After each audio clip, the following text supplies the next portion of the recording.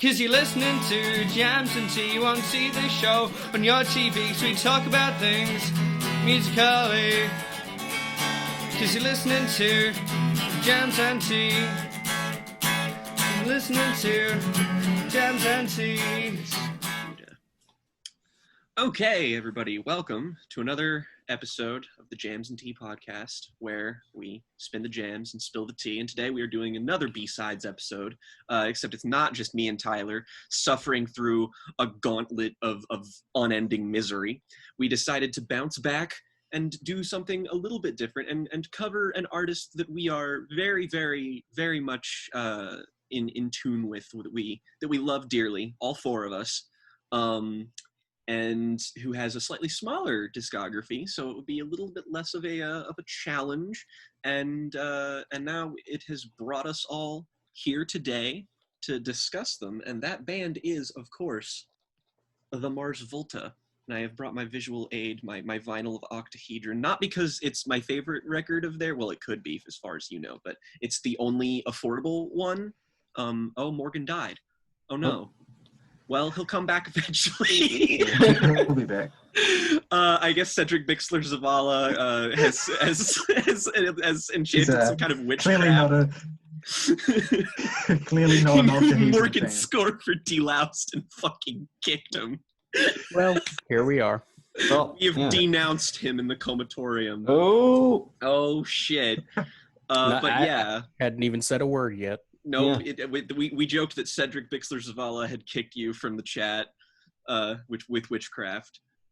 Just a brief overview, I guess. We're doing the Mars Volta for two reasons. One being that we are probably the four biggest fans of the band on Earth, maybe.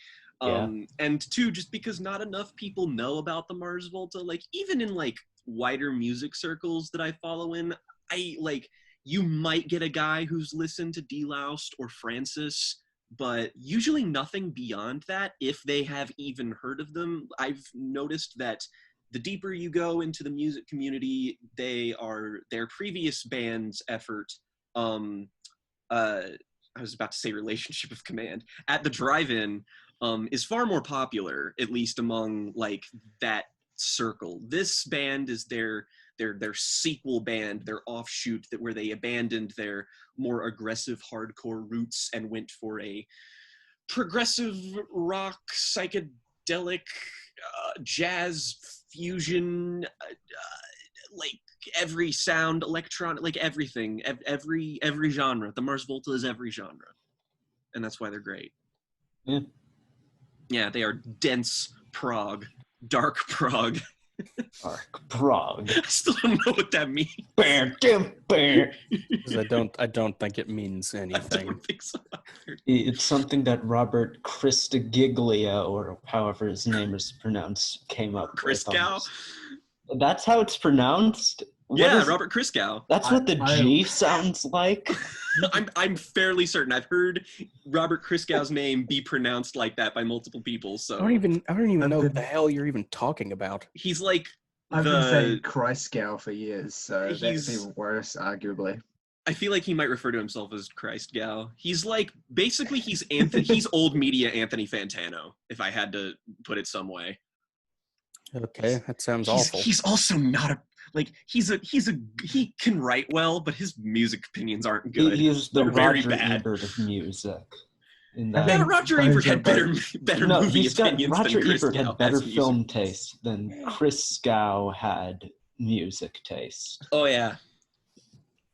But yeah, anyway, we're four big fans, and we're just going to talk about this band. And I think Morgan is the only person here who hadn't heard all of their albums, so I guess you're coming at this from a slightly different perspective than August, Tyler, and I. Well, yeah, but I'd still very familiar with their first three. Yeah. So it's. Oh, And he froze. he might not be able to do that. I'm telling you. Oh. No, he's back. Has he returned? It cut out entirely for what you just said, like completely. Son of a whore. Where did I cut off? Did you catch any of that? You just started talking and then immediately it stopped. You were a big Well, very familiar with the first three. Yeah, okay, and then- I was just trying to establish if we got that far. Okay, you know yeah, what I we was got saying. that far. Okay. Cool. I think that was really my only point.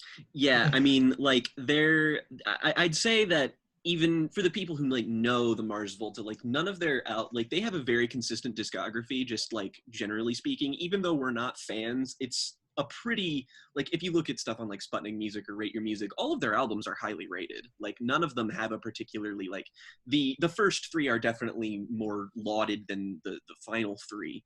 But I think that's also just kind of due to recency bias, just slightly, and just because not as many people have listened to them.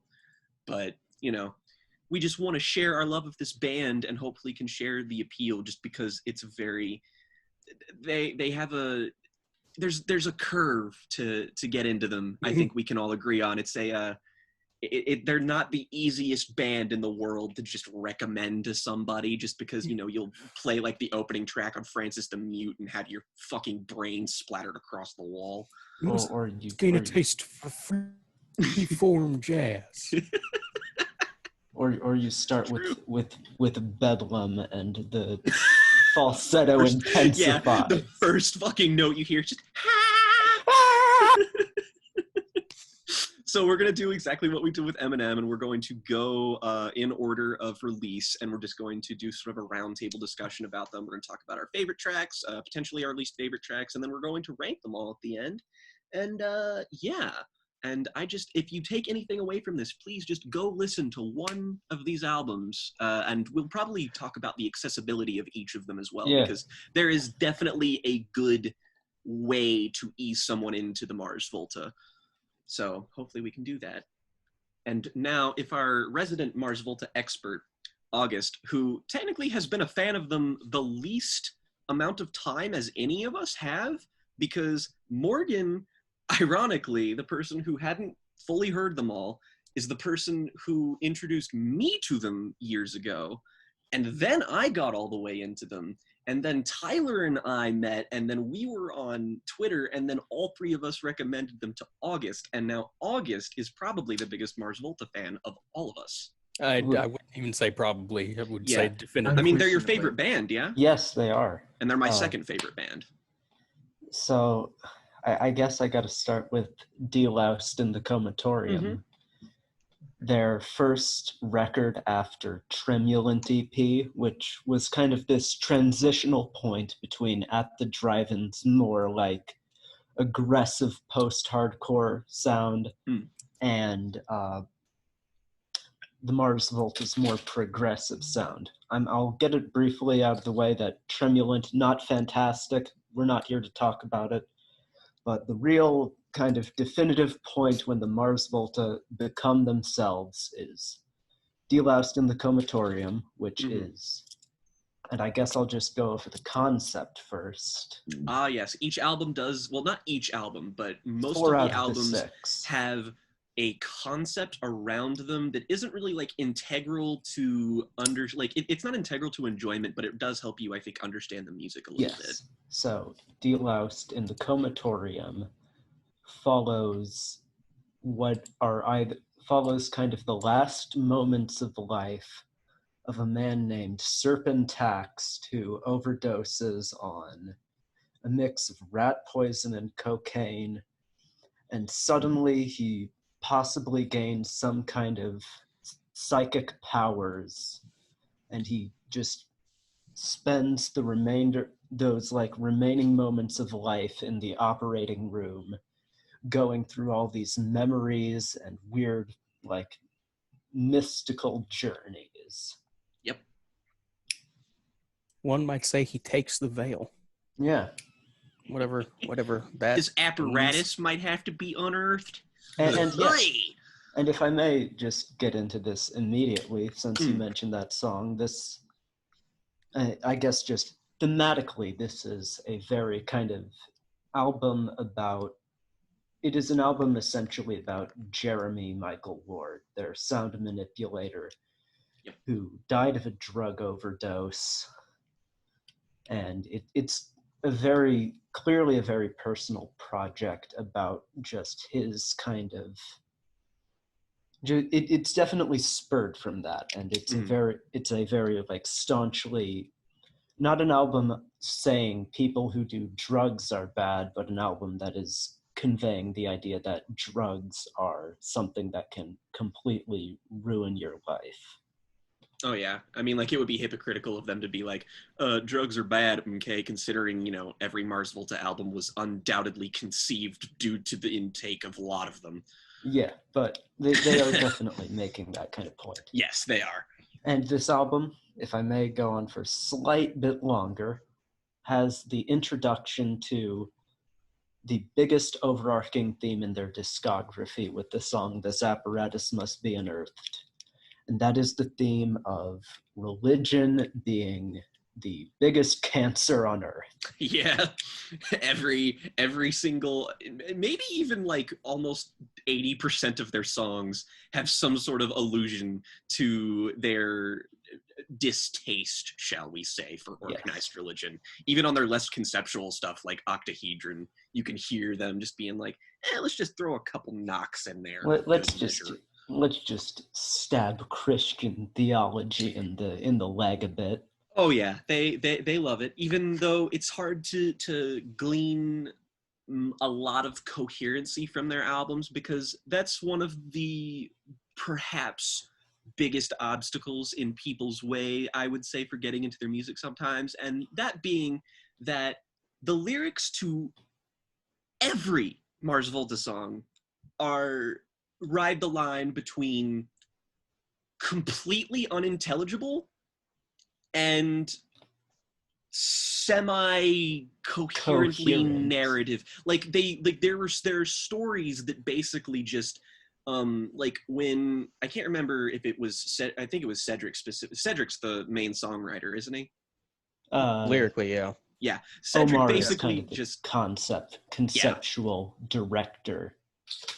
Cedric just, like, when writing the songs, just took a thesaurus and just went. Like, he would just take things and then, like, he would just sort of, like, put them together and just be like, well, this kind of means this, and then it would just kind of come together. And then that's how you get lyrics like exoskeletal junction at the railroad delayed, and you're just like, and it's still a fucking bop. So, yeah. That's kind of just an overview of their career in this album as a whole.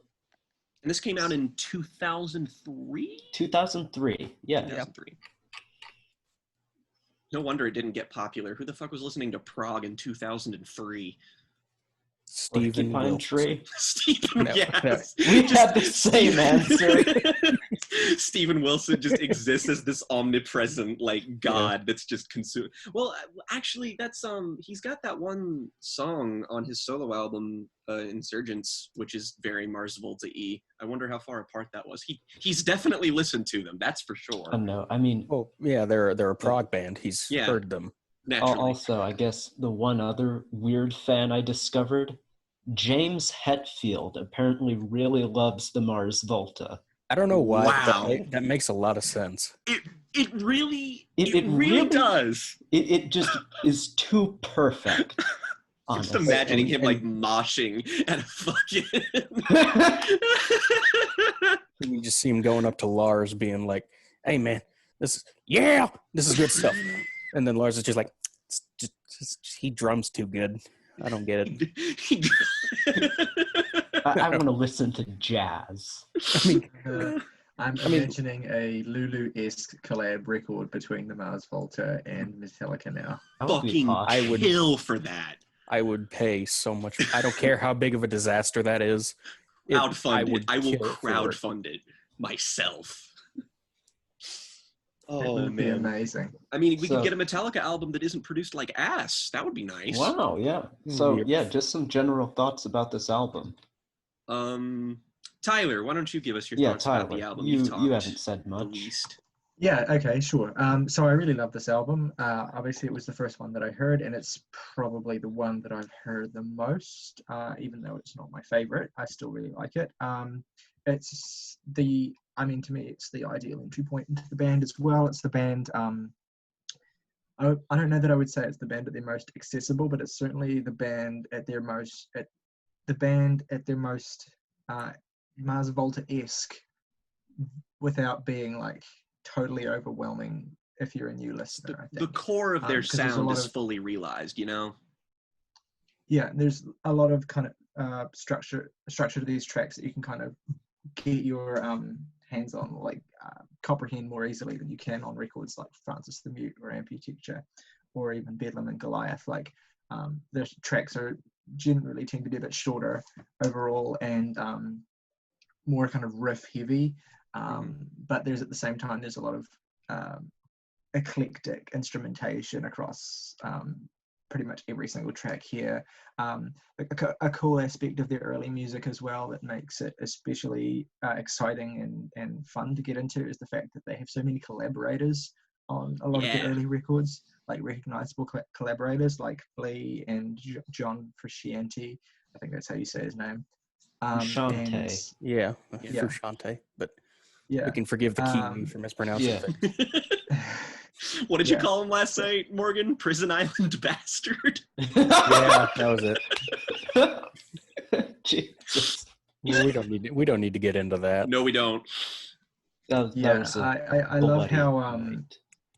I love how immediately tangible the emotions are on this record as well. Like specifically on a song like Televators, which is an incredibly like sad and devastating track. And it has some of the most directly kind of poetic lyrics that the band have ever written as well. There's kind of a stripping down of the layers of metaphor and thesauricizing that they do on other tracks, for lack of a better word. But there's still lyrics are still recognizably theirs. And there are also some tracks on here that you can, and I suppose this isn't necessarily true only of this record, but there are tracks on here that feel like they could have quite easily been singles.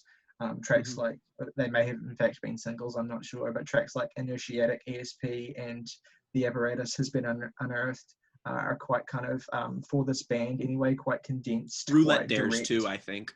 Yeah, definitely. I like especially how throughout their records there's a great kind of contrast between raw intensity and performance and just like incredible frenetic playing, but also quite dreamy, quite a dreamy quality to the music as well, like dreamy kind of counterparts to those kind of more frenetic parts, and that's kind of especially tangible on this record as well, and the next one. But that combined with the more condensed kind of song structures makes this quite a kind of constantly engaging record that's not as just brutally overwhelming as something like Bedlam and Goliath, which is just much more kind of like beating you into submission than this is.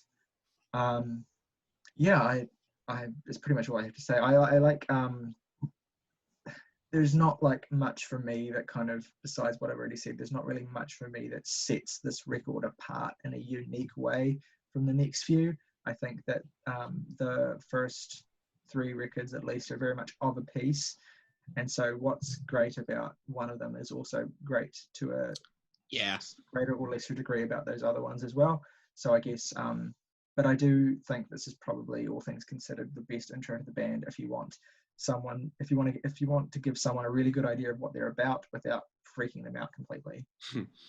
Yeah, I think that's a good assessment of the record, honestly. I think that it's also their most critically well regarded. Like it's pretty much neck and neck with Francis, but this one seems to consistently sort of edge out and be like considered their best. But like the multifaceted nature of their sound, I think, is really well together here. Like they lean more into the ambient stuff on Francis than on here, but like it's not absent. Like in the back half of the record, there's a lot of it, and I think that like the grooves and just the consistent energy, like you said, really just keep this album engaging from front to back. Like this, it's the most basic take possible. Well, basic / second most basic take, but this is my favorite Mars Volta album.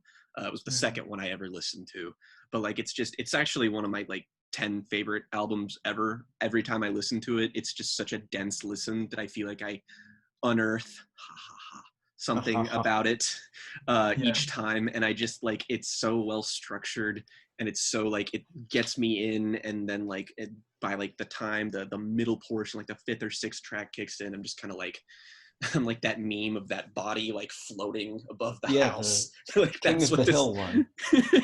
yeah, of Bobby Hill just like ascending in the living room. That's me when I listen to this album. Like Nice. the psychedelic parts are like super sweet and like well put together, and like it's a pretty like, even though I'm not a fan of Rick Rubin's production just career wise, he does a decent job here. I would really like a remaster of this album. Omar, please. Omar Senpai. Omar Senpai, please. I would really like it. Maybe reissue it on vinyl. Thanks. Thanks. But Thank yeah, you. it's great, and I love it to pieces. This is one of my favorite albums, just ever. Full stop. All right. I think this is especially, sorry, I just want to comment real quick. And comment, see the please. floor again. I think this is especially as well one of the most texturally varied records that they've done. Like, I think the production on this is, I think this is actually one of the best produced Mars Volta records. I don't think it's the best produced, but I think it's one of the best produced. I think that there's a real kind of like, a real fascinating kind of mixture of textures on this record. Like, swirl I really like the swirling guitar tones and like Ariataka that sound like, and I was listening to that track, I was thinking, what is the swirling guitar tone at the beginning of this track? What does it remind me of? And it took me a hint to realize that it was the Radiohead song How to Disappear Completely from Kid A. Oh shit! Like, that's such a cool point of reference. And then on Cicatra's ESP, there's this kind of really dreamy midsection that has these kind of dropping water sounds that are directly reminiscent to me of Long Season by Fishmans, which I don't know if that was a direct influence, but that kind of just appeared to me. I see that now that I just listened to that a couple of days ago. And then that section, I believe, those kinds of like effects and weird kind of ambient sounds on that song, I believe, were contributed by Frusciante, which is a cool little detail to the that I think adds a lot. And then like probably my favorite track on the record texturally in terms of the way that it sounds and the variation in the way that it sounds throughout is actually the closing track, which is probably the most definitive Mars Volta track on the album, maybe a strong contender for like the quintessential Mars Volta song, a contender for it anyway. It has like, it's full of absolutely chaotic rhythmic changes and time signature variations. Like the lyricism is at the record's most esoteric, to me at least. But then you still get like a nice, really dreamy midsection in the song, like you do on other tracks. And then that kind of gets gradually overrun by frenetic noodling that builds and builds and builds to an explosive climax. And just the whole progression of that song is really satisfying. And also, it has my favorite moment on the album, which is at 4 minutes in, that completely fucked breakdown, like where Omar turns his guitar into what sounds like a puddle of electronic melting. Like the instrument's melting as he's playing it is what it sounds like. And I just love that particular effect, like that, the way he plays that particular part. Anyway, let's have Morgan. I'm curious. Morgan. All right, you might want to go ahead and calm the fuck down, because I won't bury the lead. This is a very good album. To double down a bit on the, I mean, you said "Take the Veil," Serpentax was the definitive Volta song for you, right? It's a contender. It's maybe the most definitive on this album. It's up there. Yeah.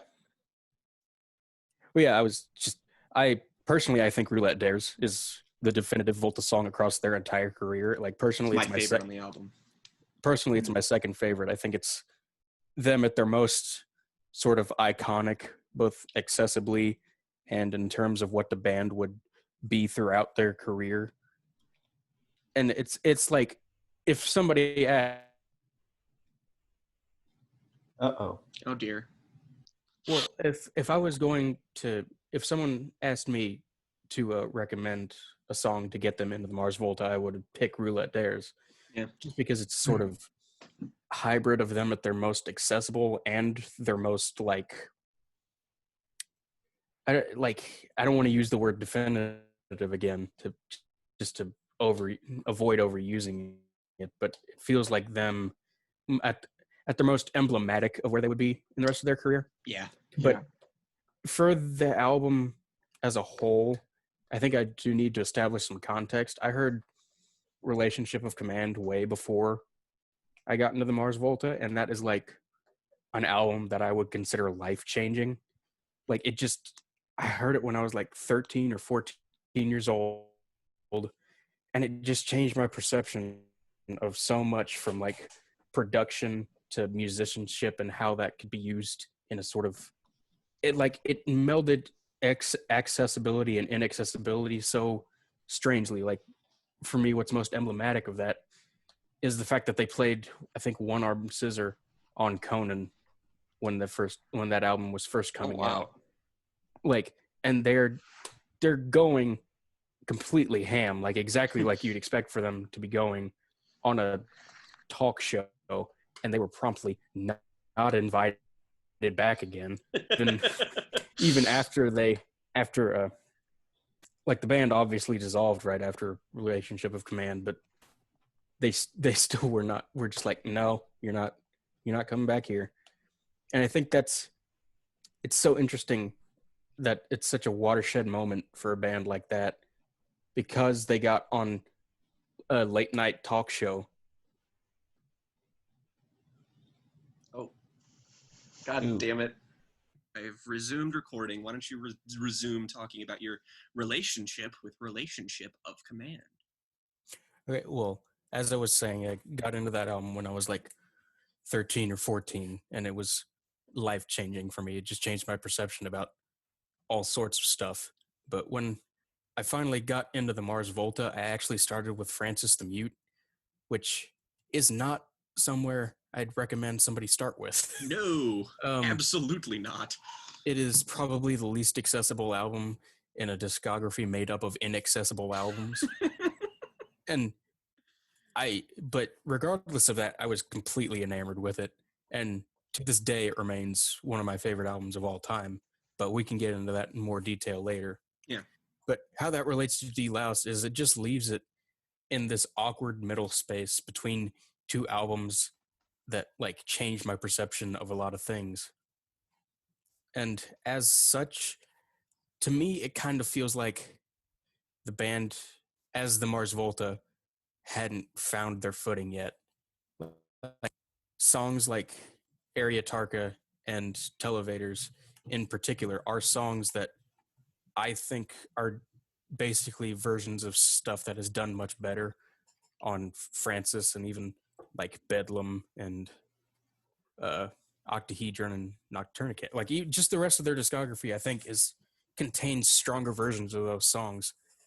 And as such, the album suffers a bit for me personally, but I understand the adoration. I just don't quite think it stands the test of time, especially in respective to the rest of the band's career. You know, that's interesting, because I've never, like, I've always known that you weren't as fond of De-Loused, and I never knew why. So that perspective actually makes sense to me.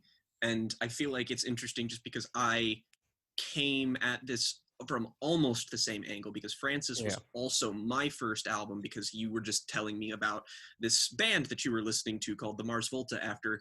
I remember this progression so well, because there was a point at which we started a YouTube project together where on one episode we talked about how much we both didn't like Coheed and Cambria, which that aged poorly. And then that segued into you listening to Coheed and Cambria. And then at the same time you listened to Francis, and you were just like, hey, have you ever heard the Mars Volta? And I was like, fucking no, I get all my music through you. Of course I haven't. And then you showed me Elvia Kez, and I was just like, okay, maybe he's got a point. And then maybe I can freebase this. It's cool. And then I listened to that, and then I listened to Francis the Mute only for like a solid year and a half. Yeah. Like, just none. I didn't have any interest in going. It's kind of like the Everything album.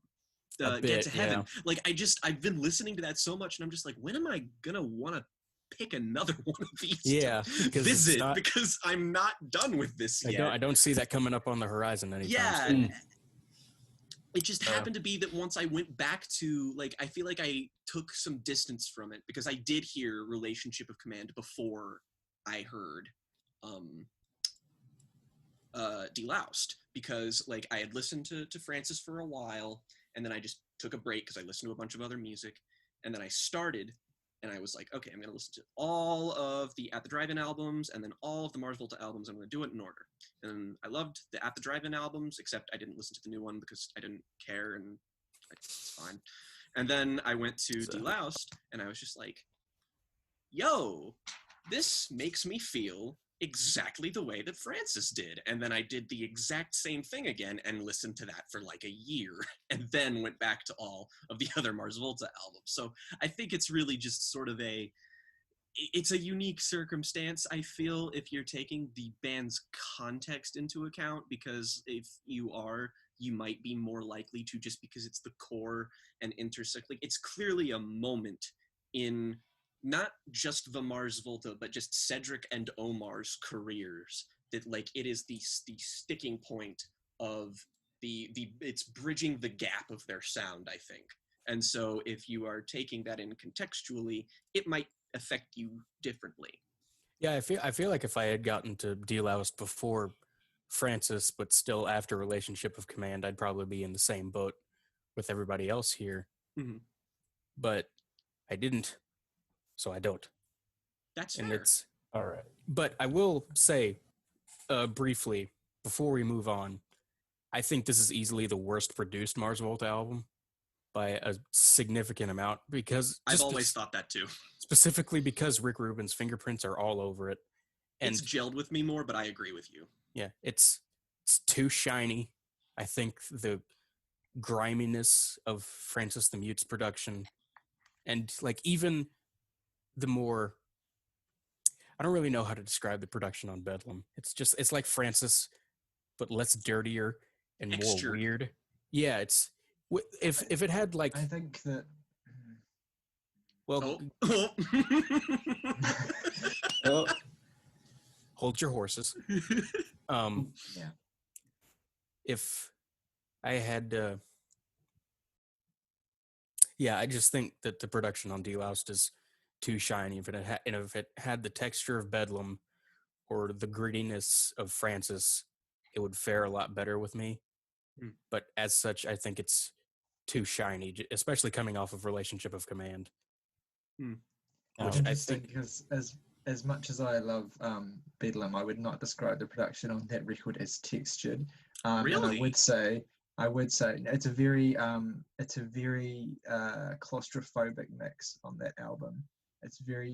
Some might even call it flat, but I'm not even saying that. I will get into later why that is not actually an issue for me with the album. I actually think that it works to the album's benefit, but I don't think it's like the best produced, or even close to being the best produced Mars Volta record. But just to keep this on De-Loused for a second, yeah, I think that the shininess and the sheen of the production here benefits the songs, because they just pop in a way here that they don't quite pop on most of their other records. And I think it serves the song's benefit here, because a lot of the songs structurally, like I've said, are more kind of easier to dive into and more kind of easier to get a hold of than a lot of the songs on the next few records. So I think that having that kind of more shinier production here, kind of, it doesn't detract from the album to me. I think it's suitable, and I generally don't care for Rubin's touches at all, Rubin's style of production at all, but I think that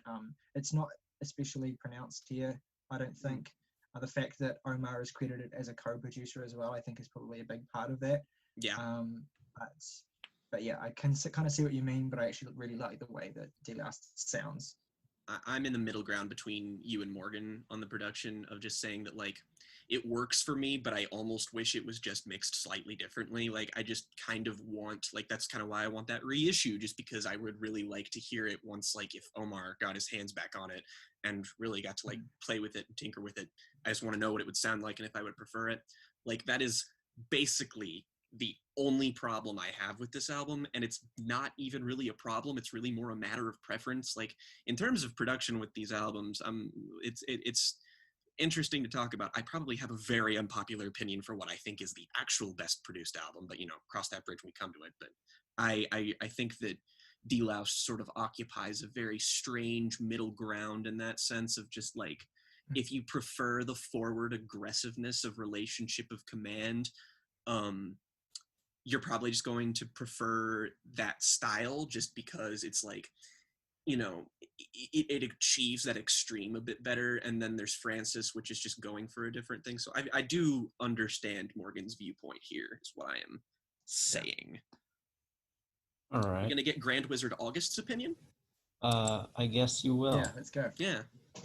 So my context with this album is I was obviously introduced to it by you guys, and it's often a cliched statement to hear that a record was like life-changing for someone, but that was this album for me, just in terms of the songwriting, the instrumental palettes, the soundscapes of this album. It just really made me take a much more critical eye to music I listened to. And it was really kind of groundbreaking. It was something I listened to a bunch, and I kind of revisited it pretty recently a couple times.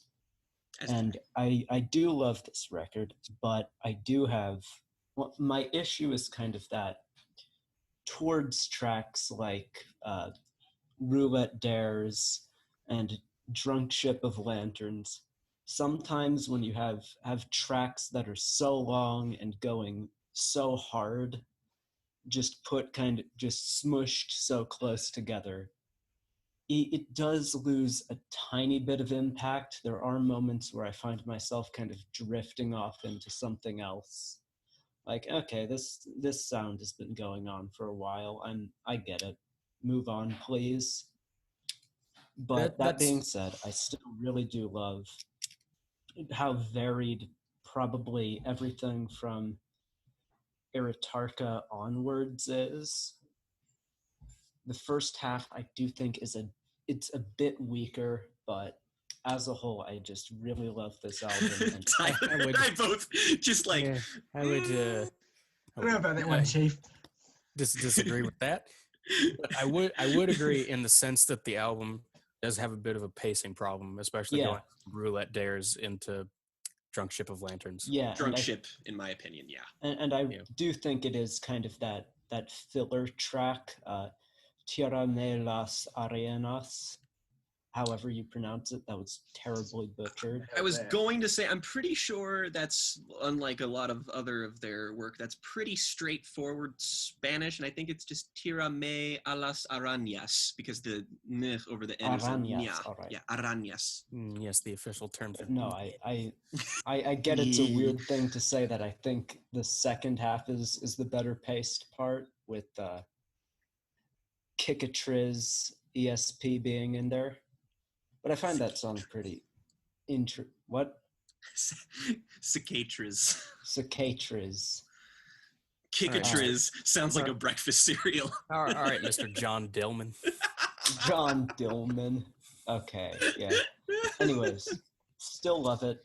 And as to reiterate a point from earlier, Take the Veil, Serpent Taxed is just the greatest song on this album, I think. Yeah, it's great. And I think it's almost... You're right. What makes that song... Oh, Tyler froze there. Yeah, for a minute he was like... What absolutely makes that song is that last kind of outro part for me, because you've got that first kind of verse-chorus structure, you've got this big bridge in the middle, and then you've just got this very satisfying conclusion. Mm-hmm. It's cinematic, and it's weird just because of how strange it is that it manages to be this cinematic and coherent. Yeah. Which is why I also absolutely don't recommend the version of this album that ends with that one bonus track. I did not know there was one, actually. Yeah, There's like this 7-minute long bonus track. I can't remember the exact name. This album does not need to be 7 minutes longer. Like, I love this to death, and I will love it forever. But no, that's not a good idea. It's called like Ambulettes or something. If anything, it needs to be a hair shorter. Yeah, I don't like. This is basically like, this album is the epitome to me of the flawed masterpiece of just like, it's an album it's like as perfect as something flawed can be. Yes, Ambulettes. That's the track's name. I'll have to give that a listen, I don't think it's a very good song because it's just 7 minutes of this kind of this like singular repeating pattern. And it's really weird, and this is a bit of a trend then, because I have some words about a similar thing that happens on a later album where this is exactly the case. So, like, is it the album directly following this one? I hate you so much. So yeah, that's De-Loused and the Comatorium. I would like to say there is something that we should make just for people who are watching this, not because they want to know, like just because they are already listening to the Mars Volta or semi-familiar with the Mars Volta, just to describe their appeal. I would say if you are interested in progressive rock and post-hardcore in general, this will probably do something for you, but like, don't go into this album or any of these albums expecting Pink Floyd. Yeah, don't go into these expecting like, it doesn't really sound like the paragons of the genres. It doesn't sound like 70s prog. Yeah, it doesn't sound like any aggressive, really like these impassioned vocal performances from the lead singer, who just like consistently, I think that's one of the most impressive things about this band, is that the vocal performances are like across the board super impressive. Yeah. Every single album, it's ridiculous how hard he goes, and it's like the melodies, the notes that he's able to hold, the fucking incredible pitch he can raise his voice to. It's nuts. But Morgan, what were you gonna say? Yeah, I don't recall. Okay.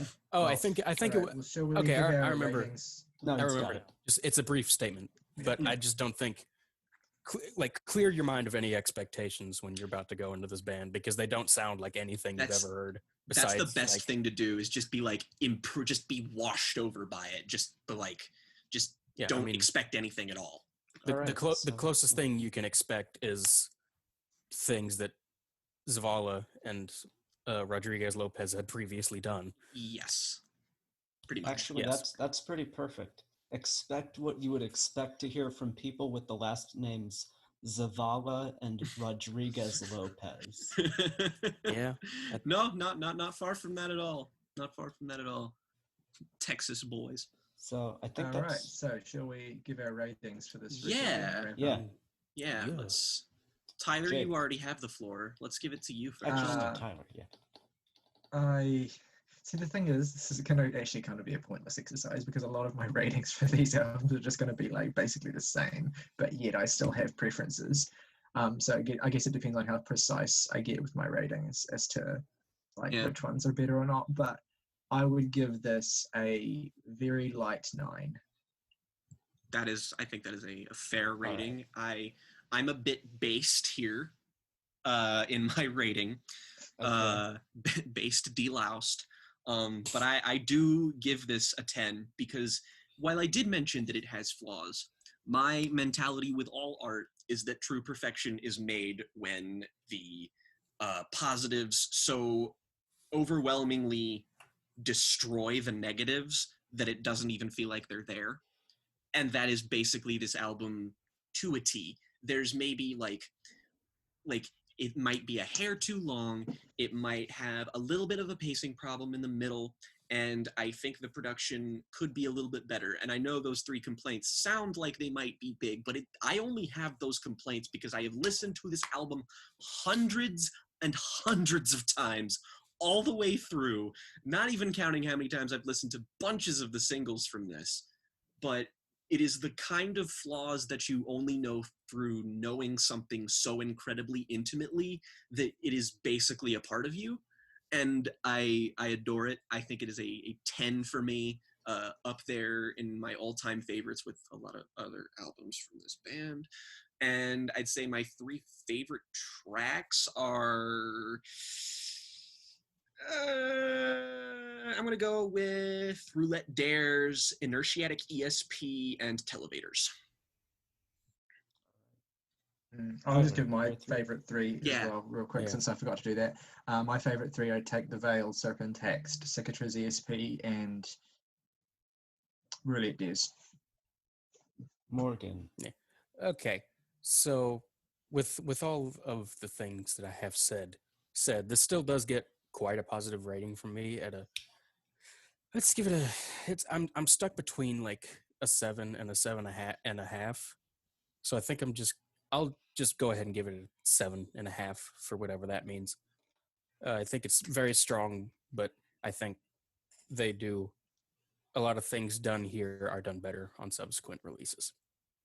And my 3 favorite tracks would be Roulette Dares, Take the Veil, Serpentaxed, and probably Cicatriz. Is that how you say it? Cicatriz, yeah. Say it is. Yeah, that one. Okay, so this album, love it.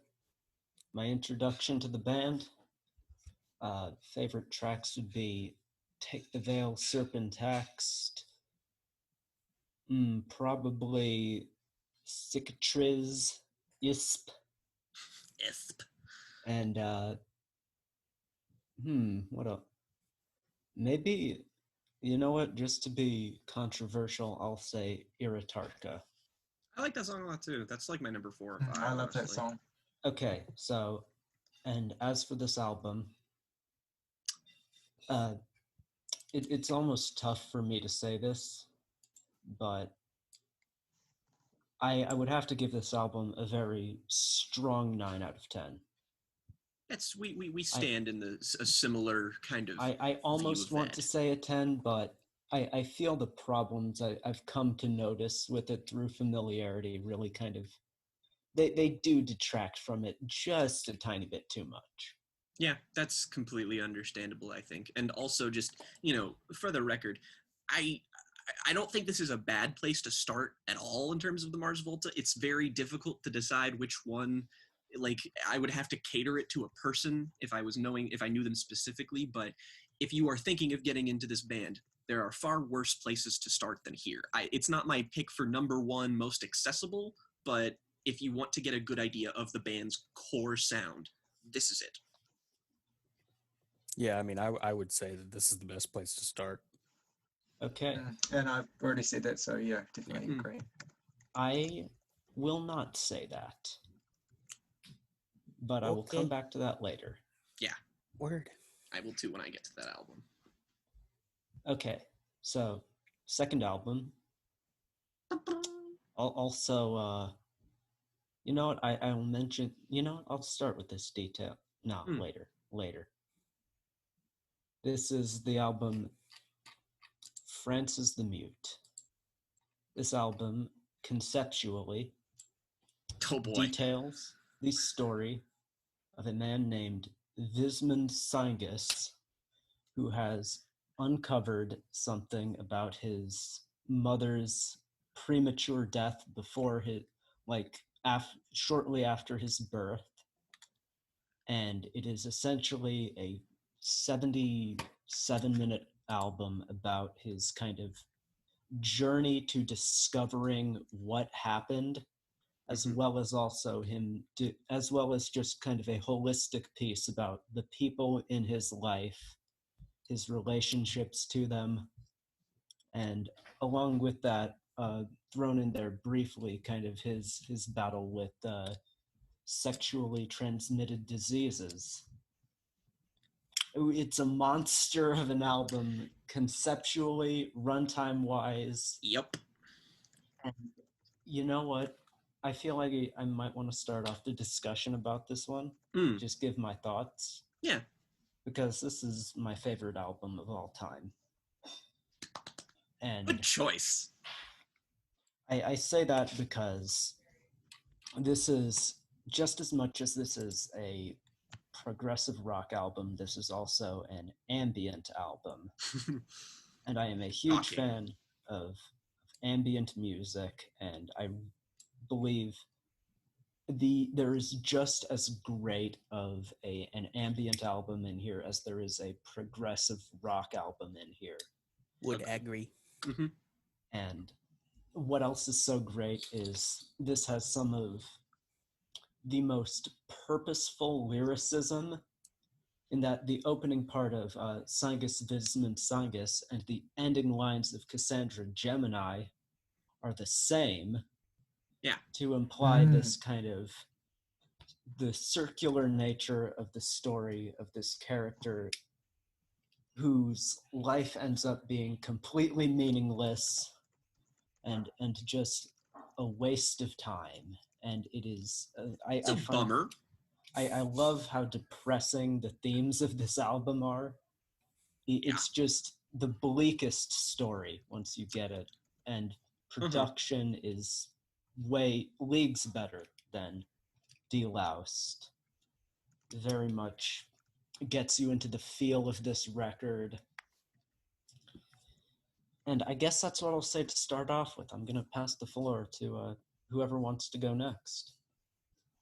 I'll pick up from there and say, I think that thematically and conceptually, this is the Mars Volta's best album, because it has the most, and I say this as loosely as one can, the most coherent narrative, which, again, it's a bit of a tenuous distinction to make, but I think the narrative here, because I didn't have to look it up to know what it was. With the first two albums of theirs, I didn't have to, just because I had listened to it enough to absorb it.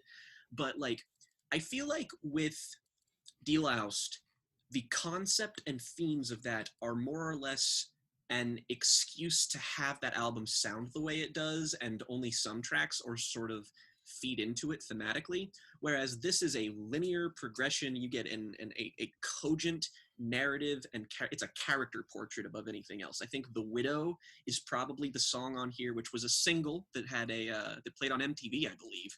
Yeah. The Widow is a song which gives us maybe the most holistic portrait of the main character himself. And also, I just needed to point out that the way you pronounced Cygnus made me think you said, like, Chungus. Oh, that's funny. So now I'm just imagining it being Vismund, Chungus, Vismund. I thought it was Sinus, but I like Chungus better. Vismund Chungus. It's a reference to Rush, by the by, just throwing that out there, just because they like to reference other prog acts. Also to a constellation, because that's also what the album. There's lots of references to stars in this album and their music in general. Yes, but I think this is an album that by no means should work, just because it has so many musical ideas. Like you said, it's got the psychedelic progressive rock post-hardcore intensity of songs like Elvia Kez, and then it has passageways on on tracks like Ghost just isn't holy anymore. An amazing title, truly, and Cassandra Gemini, which just have these passages which are full-blown ambient segments, and sometimes they're just like light ambient music with samples of vocals in the background. And it has like a Latin jazz thing going on too. It's got so many sounds, and yet it all blends into one of the most cohesive album listens. Like, all of these things just sound so weird, but when you actually just sit down and listen to this, it is so immediately compelling. Like, it's I don't want to make it sound too like obstructive or intimidating, because like it is, but it's such an easy album to like get into the groove with. I just listen to it and it immediately smacks you in the face. Like the first track, Cygnus Vismund Cygnus, is just like this Chungus. It's a big Chungus of a song. It's so immediate to you, and it does have songs like The Widow, which is a very traditionally structured song. It's a little bit more to latch onto. I think that it's until the second half where it becomes where an it ambient changes. piece. Better than that one Kanye song that did that, by the way. The opening track to 808s? No, what is it? Runaway. Oh. Oh yeah, my favorite ambient track, Runaway. Like the last half is trying to do like some. No, I get what you mean. Yeah. Okay. Conceptually speaking, this is a better concept album than My Beautiful Dark. And it's also not even close. No, it's miles. It's such Leagues. a unique album, even for the Mars Volta, and I think that's like, I'm glad I started with it in a way, even though if I had to like go back and do it, I don't think I would have. But it is an album that smacks you in the face, makes no apologies, and just like beats you into submission. And then you like look at it, and it's just like 30-minute long track called Cassandra Gemini, which, you know, sometimes is, if you're lame, you break it up into like 18 different sub tracks or whatever. Spotify does that automatically, and there's no complete version of it. It's annoying. And it sounds so weird and cool, and it's enthralling. And I just remember when I listened to it for the first time around, I was just like, I need to listen to this whole entire thing again. And then I did. And it's such an easy album to go back to now. Like I'll just get this out of the way, just because it's a complaint that nobody else here is going to have, and I have a very specific reason for having it, is that this album has two versions, kind of like the De-Loused that August talked about, except the reason this album has two versions is because on the original way this was recorded is the album is so long that they couldn't fit all of it onto a single CD. And they were arguing with their producers and couldn't do it. So the title track, Francis the Mute, is not on the original version of the album. And they wanted it there. And that's the reason that I count Francis the Mute as being a track on there, is because it was within their original vision to do so. And I don't think Francis the Mute is a bad song. I just think that half of it is really fucking annoying, and I don't like it very much, because it's this very repetitious, very like, it's like the first half of it is this very deliberately annoying jangling sound that is just like, it's like nails on a chalkboard to me, and I hate it. The second half is great, but it is an album where like, it's sort of a director's cut, theatrical cut sort of debate, where if you're gonna listen to it, listen to the original version without that song, because it ends just fine. It's a very holistic album. It's a very cool sounding album. I probably wouldn't start here, but this should be every Mars Volta fan's second album to listen to, because if you gel with one of them, you're going to get really into this one. Promise. Yeah, I mean, honestly, I just recommend going in order of release if you're getting into them. I would not recommend bad. that as Not well. bad at all. I might jump in next if that's all right, because I want to say one thing that kind of just bounces off the comment on the title track. I think ultimately it's probably for the best that the title track isn't on most versions of the record.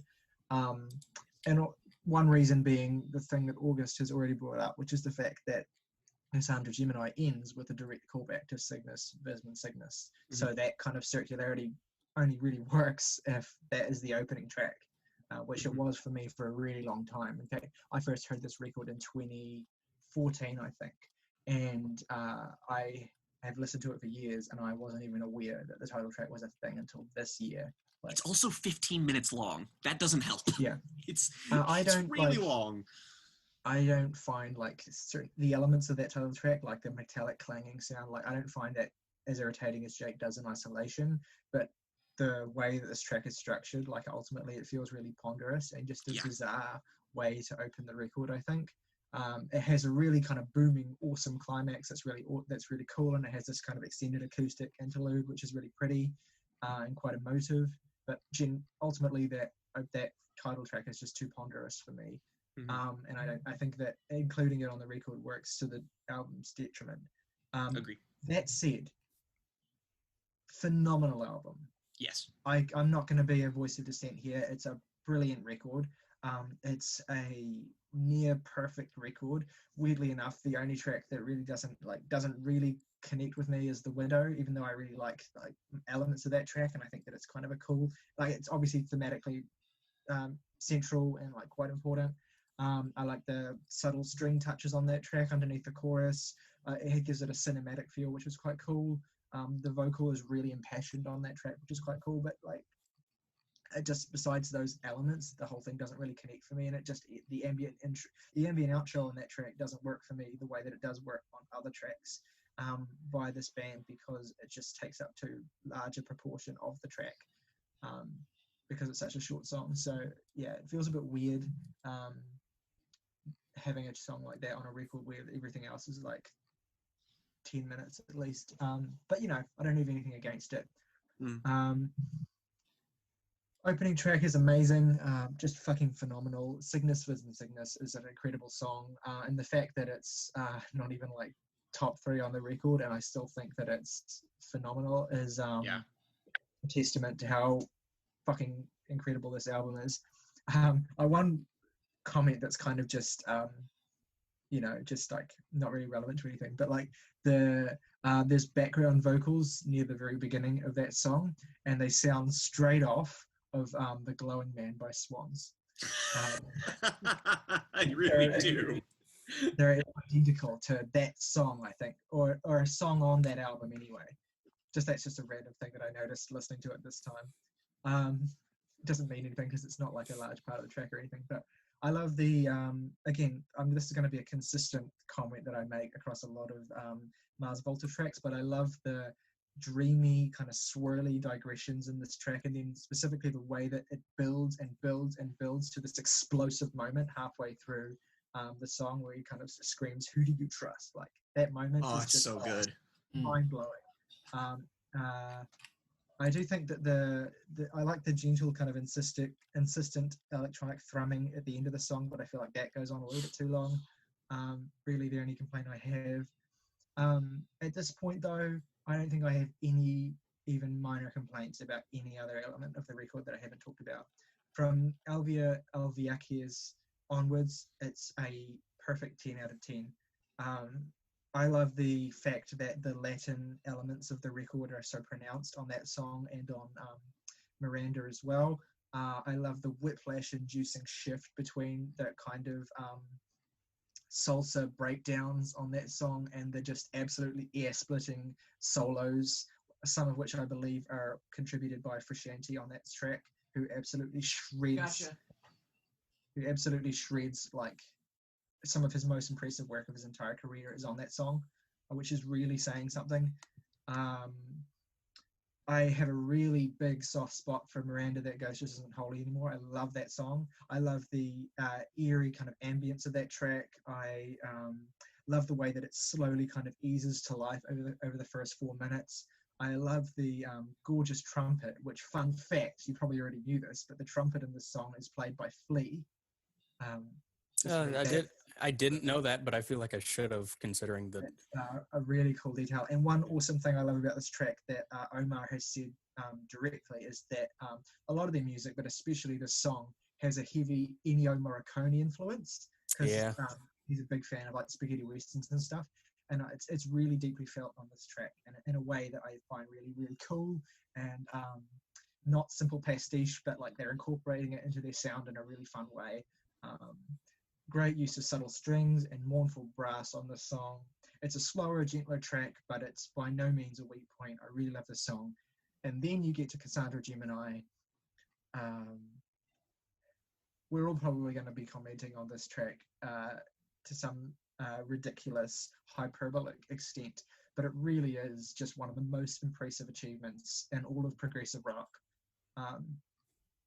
It explodes to life immediately, you know, and it shifts through various sections that are all equally engaging despite being distinct and memorably so. The second section about 11 minutes in, the second section 5 minutes in has this really kind of theatrical horn, has these really kind of theatrical horns that I really like. And then there's 11 minutes in when that kind of ascending, descending melody comes in, and then Cedric starts to scream about snakes drowning and ice picks coming on marble shrines. It's a religious moment for me, basically. Yeah. It's the hugest, like the most massive that the band has ever sounded. It's not the most intense, it's not the most overwhelming, but it is the largest, like the most kind of monolithic the band have ever sounded on that song. It's just and then the song has this really kind of awesome and sounding kind of like bass heavy jam in the third quarter of the track that reminds me a lot of like, or feels like the band is kind of doing their own Pink Floyd echoes in that kind of section. Reminds me of that. But it's just such a colossal achievement. I love this album to bits. It's fun. It wasn't my second Mars Volta record after De-Loused, and I wasn't in love with it the first time I heard it many years back. But it's just grown on me so much, and like I've had so many kind of like multiple transformative experiences with this record, and I cannot sing its praises enough. Yeah, like I think I've said pretty much all I have to say about it. It's so good. Morgan, what are your thoughts? I think I'm gonna wait to get back to my thoughts until people come back, because True. half We have a half the pod has disappeared. well, I got through my extended diatribe about how much I love Francis, but Morgan still has to speak, and so does August. Oh, okay, good. Well then. I already did kind of address it a bit at the start. Okay. So Morgan is up. Ooh. Word, how we going? We good? We are good as far as I am concerned. So my thoughts on Francis the Mute are not really at all dissimilar to August's. It was in my top 10 for like top 10 records of all time for quite some time, and still comfortably in the top 20. I think it's probably, if not the best, easily the most impressive concept album ever made, which I've listened to a few. So I can say a few. I can say that with some sort of something resembling comfortability.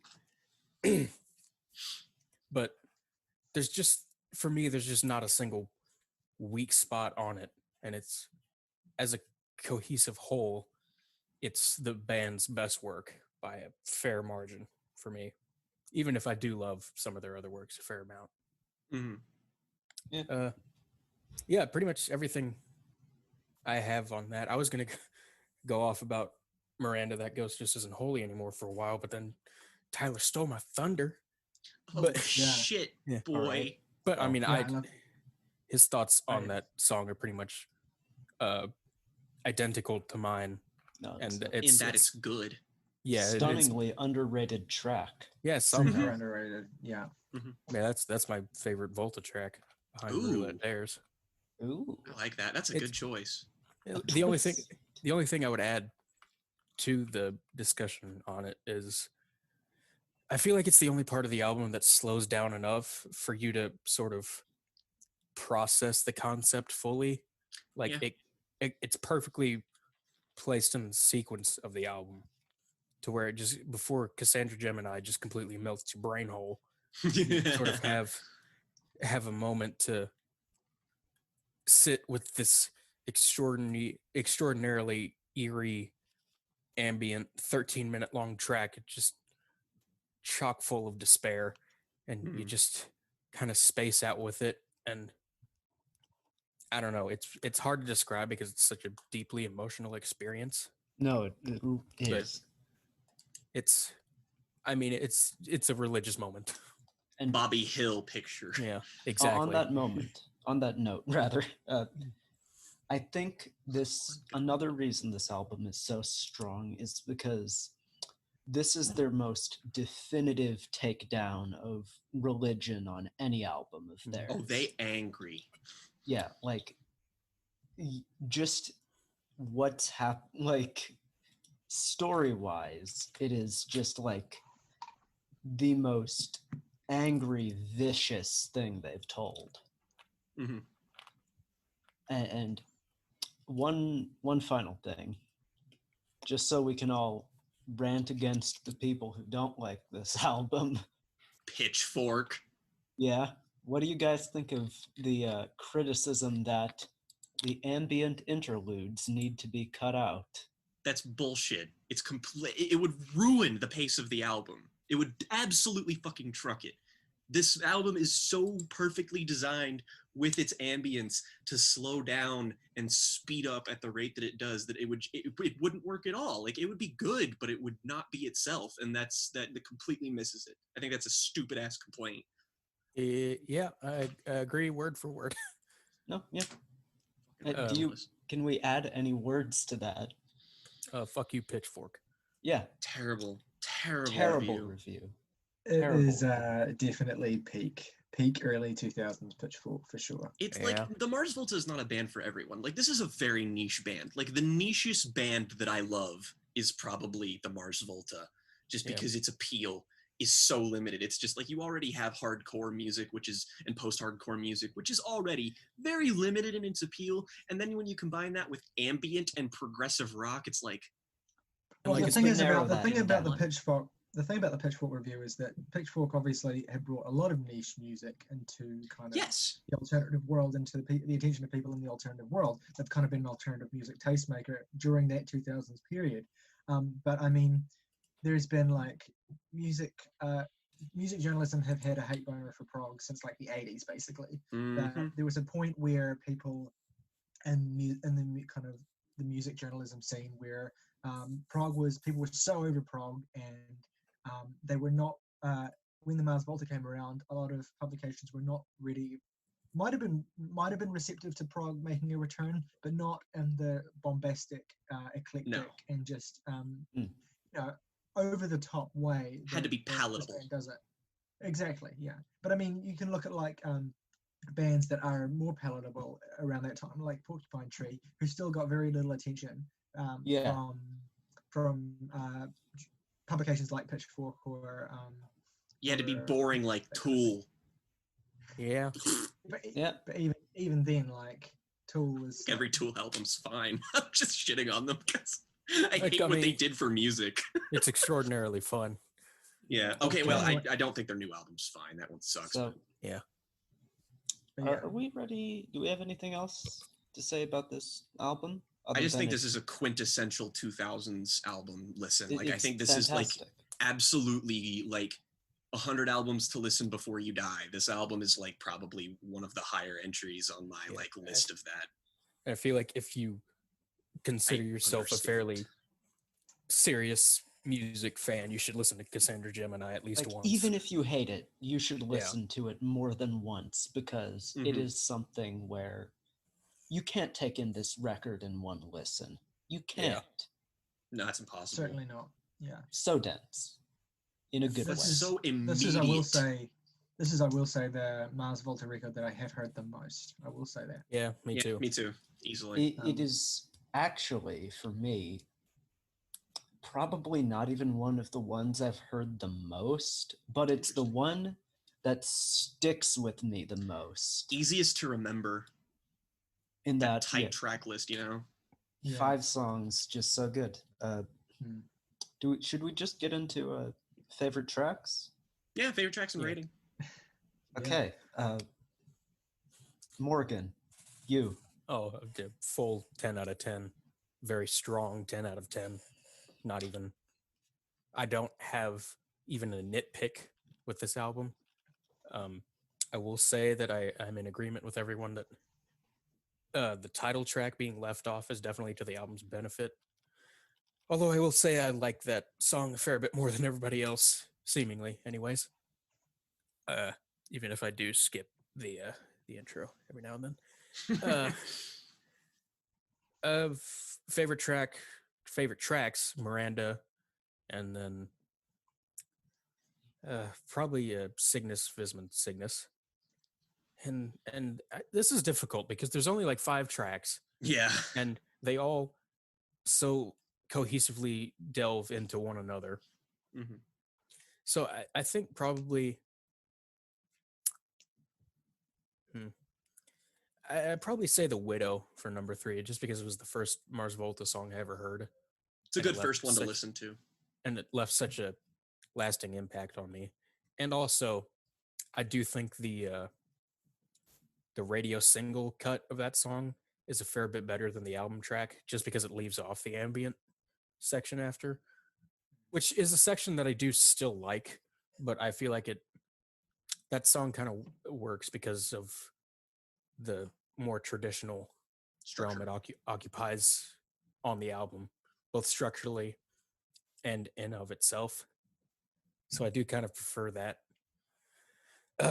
cut of it. But yeah, that's best album ever. Yeah. All right. Who should go next? Tyler. I love how we're just deciding for other people who should go first. I don't mind it, but it's funny. Oh, you yeah. don't mind the record? I thought you loved it. Very good. I do love this record. I'm trying to avoid being too effusive, like, because there's plenty of people doing it for me, and I don't want this to be like a circle jerk. But I do really love this record. I really love it. Probably like for me, the Holy Trinity is just Elvia, Miranda, Cassandra, Gemini, and that's like 3/4 of the record right there. So it's easy, and it's So I give the record an effusive 9.5. All right. I can respect it, but it ain't me. It ain't me. But it ain't. But Dad. But Dad. But Dad. And like, the only reason I'm well, not reason, but like I'm giving this a 9.5. It's not my favorite Mars Volta album. Oh yeah. I'll piggyback off of this just because I have the exact same 3 favorite tracks. It's Elvia, Cassandra, Miranda. Just because like Elvia Kes is the hypish like song the Mars Volta have ever made. Like that song, it just like as soon as like that intro, just like the stuttering kind of thing just fucking breaks in, it just destroys it. It's fucking awesome. But I think the record's immaculate. It is not, like Tyler, it is not my favorite Mars Volta record. That's De-Loused. It is a comfortable second place. Challenged by maybe only one other record, and it beats it out mainly just because its thematic cohesion pulls it out in front. It's a strong record, and I would give it a glowing 9.5 just because I feel like if anything, there's just like, aside from the like title track or no title track, there are just specific I feel like there are moments in like Cassandra Gemini specifically, a song that I love, which is probably top 10 Mars Volta songs, that like if you listen to it in like the breadth of the album, it helps if it's not with the 15-minute title track, but there are just some points where it does slow down and it's not as effective as it is with Miranda, in my opinion. And those select moments, it's very identical to the problems that I have with De-Loused. It's just slightly more pronounced here, but it's like not even enough to really worth warranting. Like this is easily in my top 50 records of all time, like unquestionably. All right. So I've said this album is my favorite album of all time. 6 out of 10. I feel like Not I good. feel like I can't leave any songs off of my favorites of this thing just because I wrote down Elvia, the Widow, and Cassandra, but then I was like scribbling out the Widow. I was like, oh no, I kind of like Miranda more. But then Tyler said Miranda, Elvia, and Cassandra, and I was like, dang it, now I gotta be original. Least favorite track not available. Yeah, I mean, Yeah, what are you yeah. gonna say? So that being said, 2.0 out of 10. Needed less ambient. No, it's a 10. It's a 10. I can't. August 1st, 10. August, what did you give De-Loused? I gave it a 9. Okay, cool. Good to know. It's worth noting that this is easily the highest average rating we've had on this podcast. Oh, unquestionably. It will I mean, like, probably it helps. be the highest ever. Unless Yeah, I was don't going to doubt. say that. I've already calculated the average, and it's 9.75. Yeah. Yeah, what's going to that beat won't get that? beat. And like honestly, what better record to have like in the upper echelon than Francis? Like it just feels right, you know? Yeah, like, and like I don't know what else it could be. Like not even in terms of like new releases that we Just would cover, overall? just albums No. that we know yeah, and have like, all heard. Like that's like when we all tried to figure out what the group chat's like most like favorite movie was, if we like average it all together, like that's Francis for us. Yeah, that's Francis. What's funny about this though is that if Saoirse were here, oh, no. 6 out of 10. Don't really like the ambient parts. Those kind of drag on for Well, a bit too long. It's just not got Frank Turner on it, so I don't understand it. That was really on point, Morgan. That Oh, was thank you. You nailed it. okay. So then the Mars Volta, 1 year after Good this God. album. Mad. Imagine bastards. making another album after this, like not even like just generally. Imagine making Francis the Mute and then just going, yeah, let's do something after this. Like, and then it's even denser and stranger. Thing is, if you're going to follow a record like that up, you need to do it quickly. You need to do it before strike while the iron's hot. legend. Like, you need to do it before the legend settles and the hype, like, because the hype is. Yeah, exactly. So that was a smart decision to record and release Amputechture so quickly. It's worth pointing out that like of the Mars Volta records, there is a significant drop off in listens and appreciation after this point. Like, if you know the Mars Volta, you've listened to the first 2 records. The following 4, you might not even know they exist. This is so weird. This is so weird to me with Amputechture specifically, because I think this is like a continuation of the sound of the last record. Like, in a lot of ways, you could argue that's to its detriment, maybe, that it doesn't stand out enough. But I think that this is like has some of the tightest jam editing. Like, we should say that the title of the album is Amputechture. Oh yeah, Amputechture. This is their first non-concept album, but it does have. But this is kind of a furthering of the themes of like this big takedown of religion through just like 8 stories that are kind of just tangentially related to each other through like virtues of having a common theme, but it's interesting. And why not? We have Morgan start off. Oh, okay. So I only heard this record earlier this year. I was definitely one of those people who kind of dropped off after Francis, but that's not because of like disinterest or anything. I just didn't know how they were going to follow a record like Francis. So I kind of just put it off for whatever reason. But I'm very glad I didn't, because this is a comfortable runner-up in their discography for me. There's so much expansion on the sounds in Francis, and it's for as dense a record as Francis is, this feels even more dense instrumentally and lyrically in places, and it's also more unhinged, I think, which is truly a testament, because Francis the Mute is one of the most unhinged records I've ever heard. Yeah. And I think that is only whereas with Francis it kind of helps being that unhinged. This is just, it doesn't affect my view of the record too much, because I still absolutely love this record. But it kind of hurts it more than it helps it, because I think it's just a bit too much. And it's a bit too much in ways that I really like, but I can't not acknowledge the fact that it's like Tetragrammaton is like, just dial it back, dudes, like for like a little bit, please.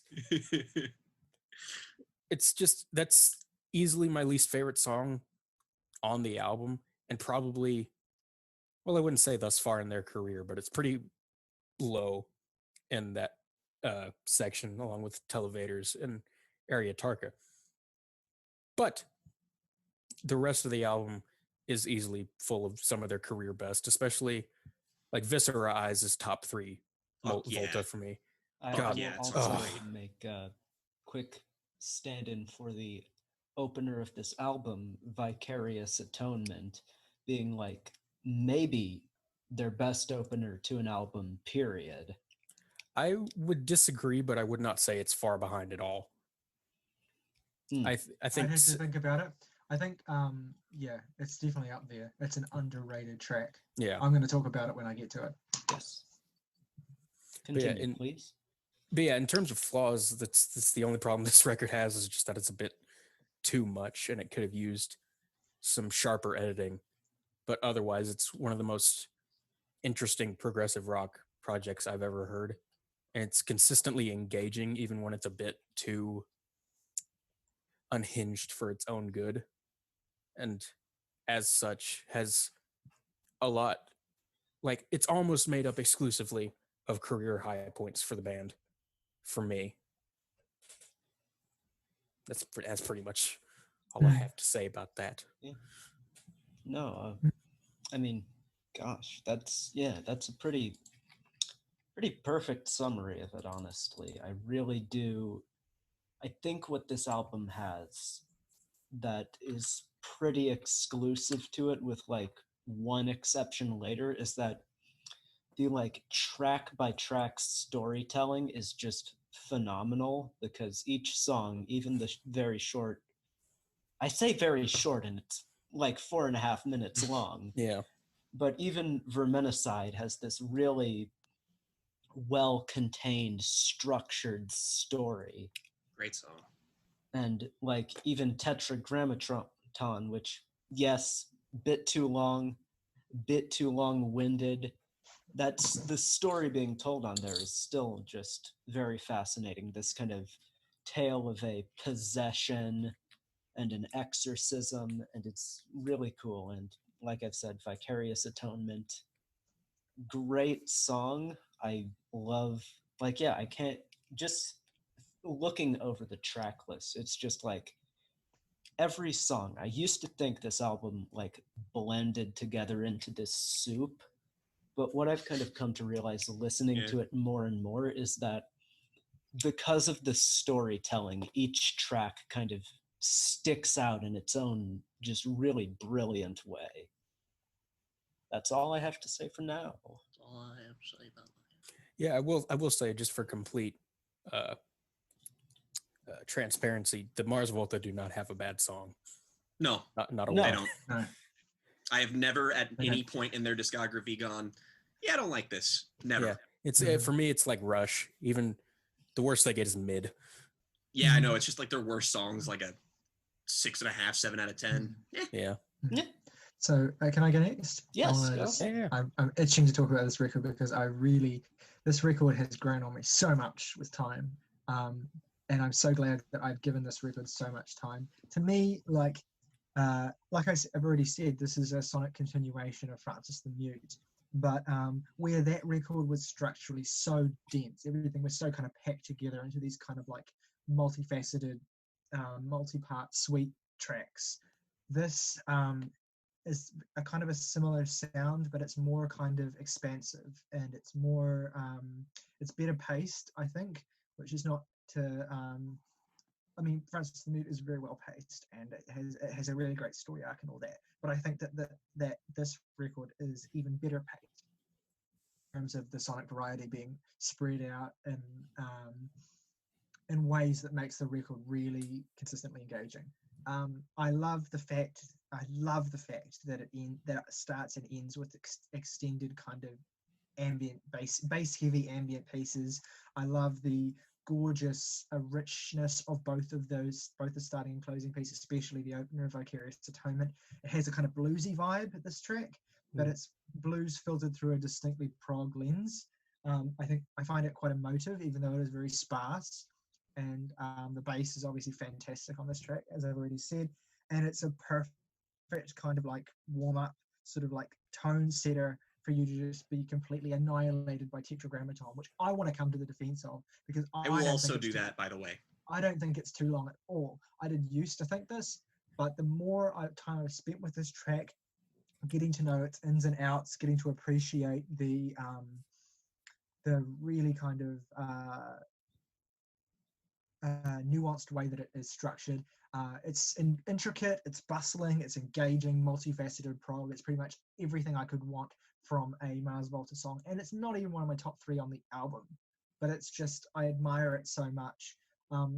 There's so many little details about this track I love the vocal distortion that is put on Cedric's voice at certain points in the track. It adds a really kind of unnerving quality to it.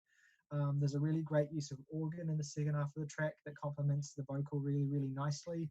Everything is just so intricately, it's like just every kind of element of this track just like clicks into place for me. I love the lyrical theme of it, which the kind of storytelling, oblique storytelling that August has kind of already touched on. Just a brilliant song. I don't care for Vermicide as much, but it's not a bad track. It's one I just hasn't really warmed to me. My favorite track on the album is the quasi-title track though, Amputechture, which is easily a top 5 Mars Volta track for me. Great melodies on this track, really awesome incorporation of horns, some of the most stuck in your head memorable vocal hooks of the band's entire career. Yes, that is this album. Vocal hooks.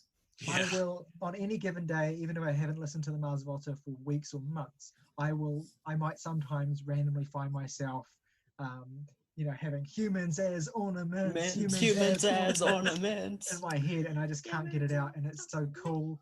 I just love the way the song swells. I love the way it climaxes. I just with that refrain, it lacks a human pulse, which is really I just find really unsettling for some reason. Great song. Viscera Eyes, I mean, at this point, I just have to throw my hands up and just go. In the viscera eyes, don't let me go. Like, it's just a fucking belter of a song. Like, it's just so good. It's got, I think there's like a flute at the end of this track, or some kind of like wind instrument, like really some Jethro Tull shit. Yeah, and it's just like it's such a nice touch, and that kind of, and then you've got this in Day of the Baphomets. There's this, which is also a fucking incredible burn the house down track. Song. Has a really great strong melodic drive, and there's also like this one part in that track that has this kind of like absolute wild saxophone meltdown. It sounds like the track is going to fucking fall apart. It's like some free jazz shit just in the midsection of this track, and it kind of, the use of sax here and flute and Viscera Eyes, it kind of sums up how this record, like what I love about this record so much structurally is the fact that it has so many kind of like hidden like elements like that, like or instrumental incorporations that are spread out across the record in lots of different places, so that it's such a cohesively like the flamenco guitar of Asilos Magdalena, for example. Like that's so, like, I wasn't expecting that the first time I heard the record, and it just adds so much color to the and vibrancy to the whole palette of the album. And then I just love the eerie kind of disquiet of the closing track. Like, it's just really kind of unsettling in a way that I really like vibe to, and I love the way that it kind of just cuts off at the end of the song, like it just ends. I don't know, like that used to bug me, but I just started to really like it because it just underlined the weird kind of unsettling quality of that track in a really nice way. But yeah, I don't have a single negative thing to say about this record apart from the fact that Vermicide is just good, which is a hell of a criticism to have for the song. Yeah, that's exactly my point with Tetragrammaton, in my opinion. Yeah, because I definitely do like that song a fair bit. Like, I feel like most other albums from other bands, that would be like a top 3 track. Yeah, but it's just okay. It's just a fine song. Exactly. And I'm really glad you highlighted Asilos Magdalena. Yeah, I love because I feel like that's a song that's consistently kind of underrated. Oh, in their discography. It's so good because it's kind of an outlier. Like that, when I said Televators was a song that I feel like was done better later, I kind of meant Asilos Magdalena. Like I feel like they're similar songs. Jesus, excuse me. They're similar songs with fairly similar approaches, and I just vastly prefer the one on Magdalena. And another thing, briefly, I think this is easily the best produced Mars Volta album. No, it sounds really good. It's definitely one of the best. Very high up there. It's very nice sound. Yeah, and I mean it's like picking among your children for best produced Volta albums, but this is for real. easily that one for me. Except for De-Loused, which is like which is like the child you had in a side affair. So you you can't pretend you like that one as much as the other. No, that's the stepchild that you get along with pretty well, but like, it's not. Unless you're Jake, in which case it's like your progeny. Yeah. Anyways, Jake, what do you think of this album? Well, I'd like to qualify my opinion with two things here. That being, I surprisingly have a lot to say about it. First being, I feel like this and the next album we're going to talk about more than anything is that these albums are the Mars Volta fans' Mars Volta albums. Yes, they are the most. They are the most superlative things, and that can be a good or a bad thing or both for you, depending on how you like your prog, how you like your music, yada yada yada. And again, like we were saying, there's not the Mars Volta haven't touched anything that I consider to be bad. My standards for them are high, and they surpass them consistently. So this can qualify my opinion here, but I guess this counts as being the lone voice of dissent. This is my least favorite Mars Volta album. Boo. Boo. Yeah, okay. Hey, Jake, thing is, I'm not even too far off from you. Okay. Because I'm glad that somebody else can approach it from that angle, because I didn't always think this, because once I ventured outside the first two albums, I think, like a lot of Mars Volta fans, is that once you dig deep into both Amputechture and Bedlam, there's a lot to love that maybe you didn't like when August said the album kind of blends together when you first listen to it. I think it does. I think it's mainly because the length of the songs upon first listen do feel that way. But I like that you accentuated the storytelling. I view like both De-Loused and Francis as like movies. They're very cinematic albums. This album is, in a way, on a song by song basis, and I think it is it's like an anthology film. It has all of these interconnected stories, not like connected as in they have like reoccurring characters or even themes in some instances, but they are on this album and they are tangentially related to one another. And I think my only real problem here, well, okay, I have two problems. One, I find not all of the production, but some of the production to be too dry. Boo. There are moments where, especially on the longer songs, except ironically for Tetragrammaton, which is easily my favorite song on here, and conversely, I do not have any of my problems with, which does not sound like it makes sense, but I don't. But there are points and moments in the longer songs, the two of which that I would point out as being the weaker parts of the album to me. The reason I can definitively say it's my least favorite is because I think it doesn't start as strongly as it goes, and I don't think it ends as strongly as it gets. I think Vicarious Atonement and El Ciervo Vulnerado are okay by their standards. I'm sorry. Vicarious Atonement just it's a bit sluggish in places for me, and You're a bit sluggish in places for me. Yeah, buddy. I mean that's true. But there's like I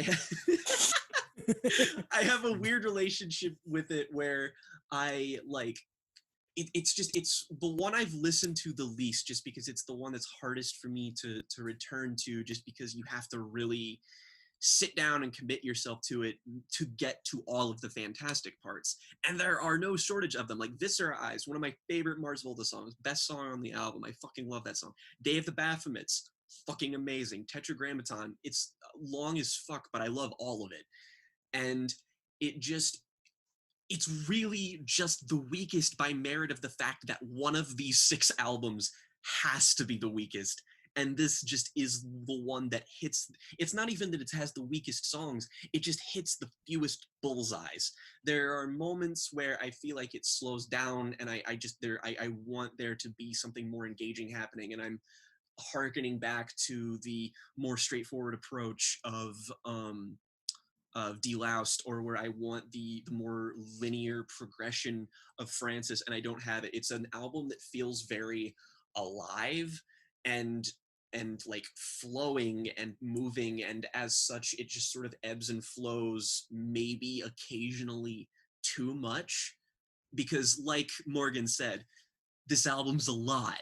And I think that that's a more succinct way of putting my problems, is that it is so much and it takes so many risks and is so out there that it just like, it's you're throwing everything at the wall and seeing what sticks. And when you throw this much, it's only fair that like some of it doesn't stick completely. That being said, it's fucking fantastic and better than most bands' best albums. It's just the one that I return to the least, and I had like a bell curve of interest with it, where I started it and was like, yeah, this is good, but it's no Francis. And then it was like my third favorite for a really long time, and then when I revisited them, it just didn't have the immediacy of the other albums for me, just because its pulse is like just so consistently like, whoa, it's all over the place. And so you just have to acclimate yourself in it in this really strange way. Yeah, I will say that, like I said, the fact that it follows on sonically to me as a continuation of Francis the Mute does kind of work to its detriment in certain ways, because it just is less distinct a record than that one. I think that like I said, it flows better. It's better structured. Doesn't quite hit the same heights as that record. No. But I mean, it doesn't distinguish itself enough from their other records in the context of coming directly after that one. Yeah, it's like saying, I can't say it's like, oh, it's the worst Mars Volta album. It's like, no, it's the least masterpiece. Like, Yeah. like, don't fucking tell me to give you the worst. It's like, this isn't the worst fucking anything. Go fuck yourself. But that's just. Yeah, I mean, it is worth noting that this is probably their least accessible. Oh my God, do not start here. Like, No. if you have to start, like, if you're listening to the albums, this is the worst place to start. Yeah, I mean, unless you're like a free-form jazz musician already, this is the worst place to start. Unless you are a free-form jazz musician who happens to love progressive rock so thoroughly that, like, I don't know, you're like composing your own, like, don't start here. This hypothetical person is just a member of King Crimson. Yeah. Like, his name is Robert. It's Gavin Fripp. Harrison. Yeah, it's Gavin Harrison's favorite Mars Volta album. Okay, no, that's better. I like that better. Anyways, do we have anything more we want to throw in there? No, I don't think so. Okay, so blowing enough smoke up its ass. Jake, favorite three tracks and rating. Favorite three tracks: Viscera Eyes, Day of the Baphomets, and Tetragrammaton. And I just want to say that I hate that I have to leave Acilis Magdalena off of it, because I fucking love that song. It's amazing. It's great. And I would give the album a. God, I would really want to. I'd want to go more deeper into decimal points, but let's just say an 8 out of 10. All right. Okay.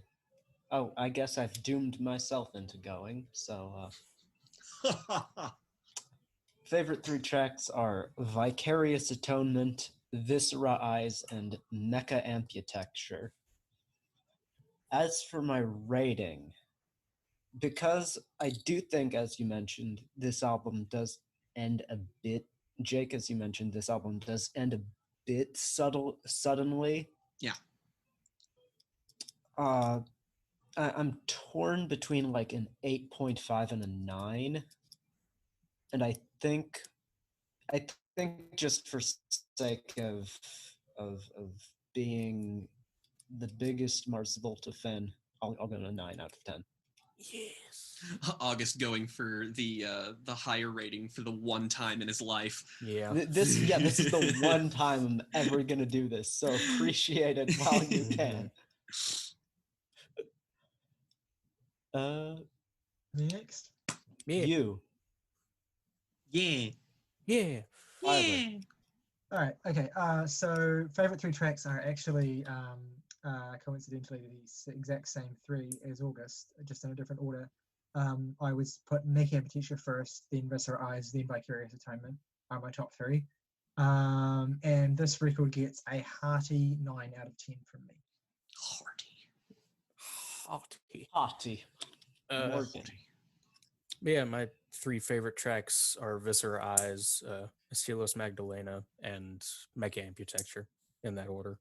Justice for Viscera Eyes. Let's Awesome. go. And in terms of ratings, I'm stuck between a hearty 9 and a 9.5. Probably just gonna go 9.5. Why not? There's not much Hell difference. yeah. There's not much difference between those 2 things anyway. No, We like this band too much to do like a lesser rating if we're That's thinking the it's thing. just At the like, end of the day, like it's the Mars Volta. yeah. Fun. Like this I've probably cracks my top 100 if I'm being honest. Yeah. I am doing average ratings while we do this, and fun fact: this has the exact same average rating as De-Loused does. Oh, Huh. interesting. Both have 8.875. Oh, Ooh, nice. That's sexy. I like that. So, Yeah. speaking of 8.875, in no way at all. Good segue. The Bedlam. God, that was the dumbest intro ever.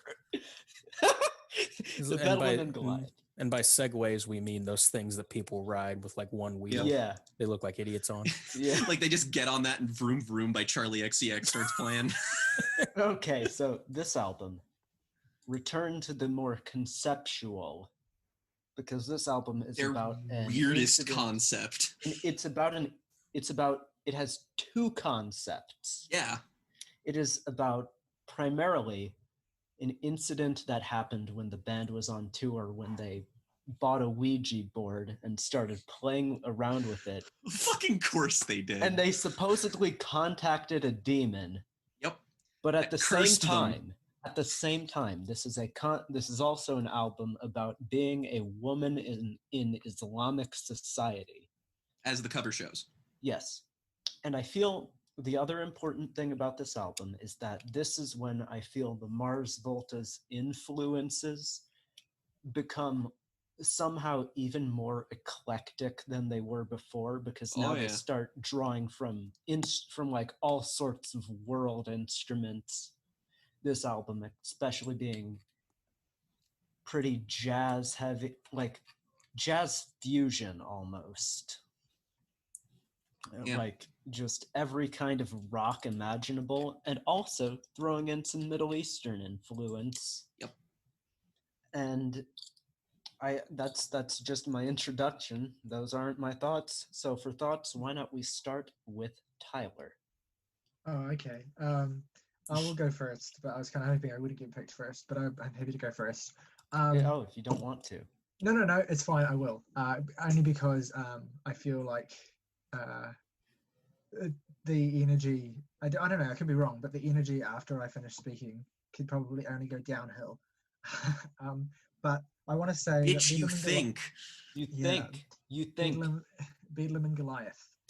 For 5 tracks, this is the greatest prog album of all time. Fuck yeah. 5 tracks. Taking the rest of it into account, it has to settle for being the best prog album by the Mars Volta. Ooh, I like that a lot. It is their best record, in my opinion. Or okay, best. I shouldn't use words like best. It's the one that I like the most, and it has taken a long time for it to get to that point. This is the most Tyler Mars Volta album. Like I can't even explain that. It's just true. So this is a claustrophobic record. It is an intense record. It is unforgiving. It is ferocious. It will bash your head in if you let it. It is their most ambitious record, I think. It's their most I would agree record. In a sense. Yeah. It's a completely fucked album. Like it's got 2 concepts. Who does that? Exactly. And what I love so much about like the way this record sounds, it's a total clusterfuck, but it just works. so the concept about how the Ouija board and about how they the whole recording process was supposedly cursed. And one fun detail as well, that I wasn't listening for a second, but I'm not sure if you mentioned this, but the recording engineer for this record had like quit halfway through recording the record because he said that the band were doing something evil or something along those lines. He said the like, studio was also flooded at one point. So all these kind of horrible like events that would kind of fall in line. They were with the terminally cursed with terrible luck. And the thing is, the record sounds cursed. Like it sounds like. Well, I mentioned earlier that I think that this has like from a conventional standpoint, the weakest production of a Mars Volta record. Like it sounds cluttered and muddy, and the mixing is not that good on a few songs, I will say. But it kind of works in a weird way. It kind of works in the music's favor because it just adds so much like atmospherically to the concept of the record. Like it sounds like it's a record that that shouldn't be being made. Like it sounds like there are like evil forces while the band are performing, like trying to like destroy them, and they're just fighting against it. Like I know obviously I'm projecting and reading into this a lot more than you can objectively tell from listening to it, but like there's just so much chaotic energy and so much ferocity in this record. Dark that it sounds energy. like exactly. It sounds cursed. It sounds like I'm listening to something I shouldn't be listening to. Like it has like all of the drive and passion of a band who think they might never get to make another record, or they might not never physically be able to. And it was a wise decision for them to change direction in a dramatic way after this one, because I don't think there is any possible way that it could be built upon. Like every Mars Volta record up to this point, including this one, builds on the last record, I think, in a very particular way. Like it either expands the sound, it becomes more ambitious, or it just becomes more intense. But each record is a building from the previous one. And then with Octahedron, as we'll discuss, it's kind of like wiping the slate clean and doing something a bit completely different. There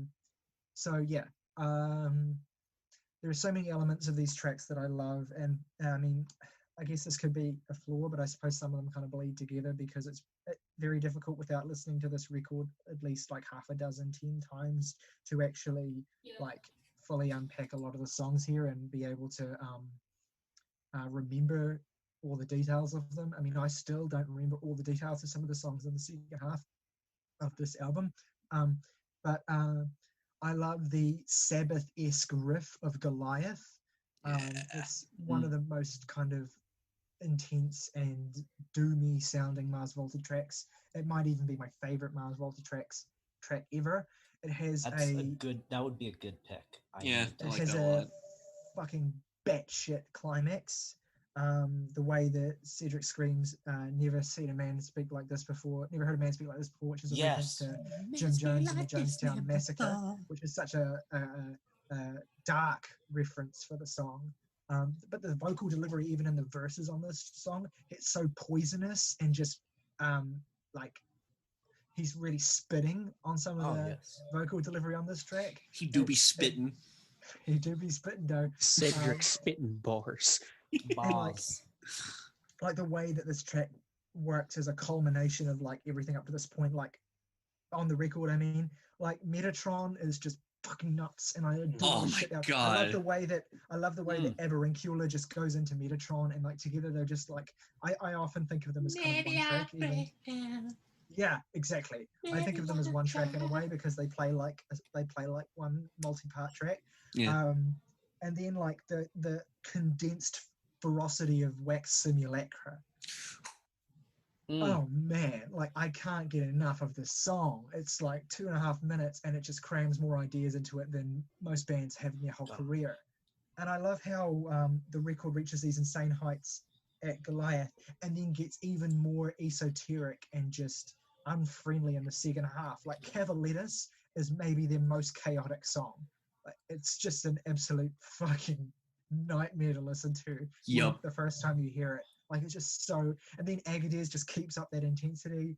the band like sound like they're being blown apart, and I become concerned at certain points that they're harnessing so much energy that they might actually turn into a supernova. Yeah. Yeah, and like you can't build on a record like this. You can't. So I've already said that part, but like it's just I become speechless after a certain point. I'm so enamored with this record, and Jake's already talked about.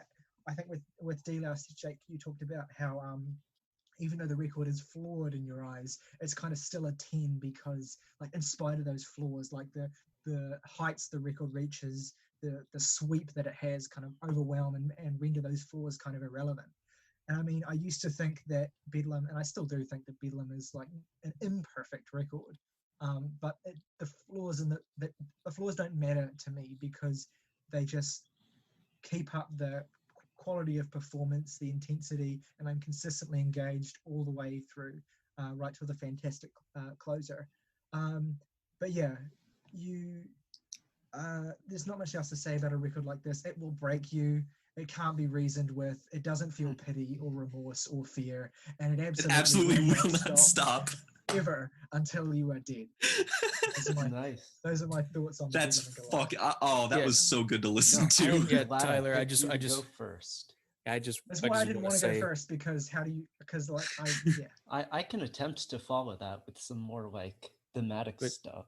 Before you start, I just want to briefly say that was absolutely beautiful. Yeah, I know. Like that was oh my god. And the fact that you ended it by quoting fucking Terminator, a 5-star film shit. in my estimation. That awesome. Beautiful.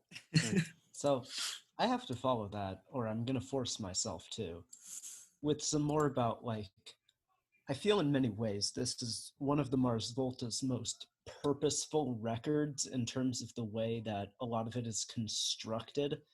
Like the reason Cedric is incorporating falsetto into so many of these songs is because he is simultaneously speaking from his and Omar's perspective as well as the unnamed female character's perspective. It's so androgynous, and it almost makes pained that too. It sounds like he is in pain when he is singing. It almost makes like the soupiness of the production kind of work, because that is also the vocal aspect of it, because Cedric is both a man and a woman. He is literally doing that on this record, especially with Goliath, which has this opening line about essentially being drugged by your partner. Yeah. Which is a horrifying way to open a song, first off. But then, as Tyler mentioned, what that builds to, that kind of big progression at the end is so fantastic. It's really just a mind-blowing record, in that you just have to listen to this so many times. And like Amputechture, this is not a place to start. No, second worst place to start, in fact.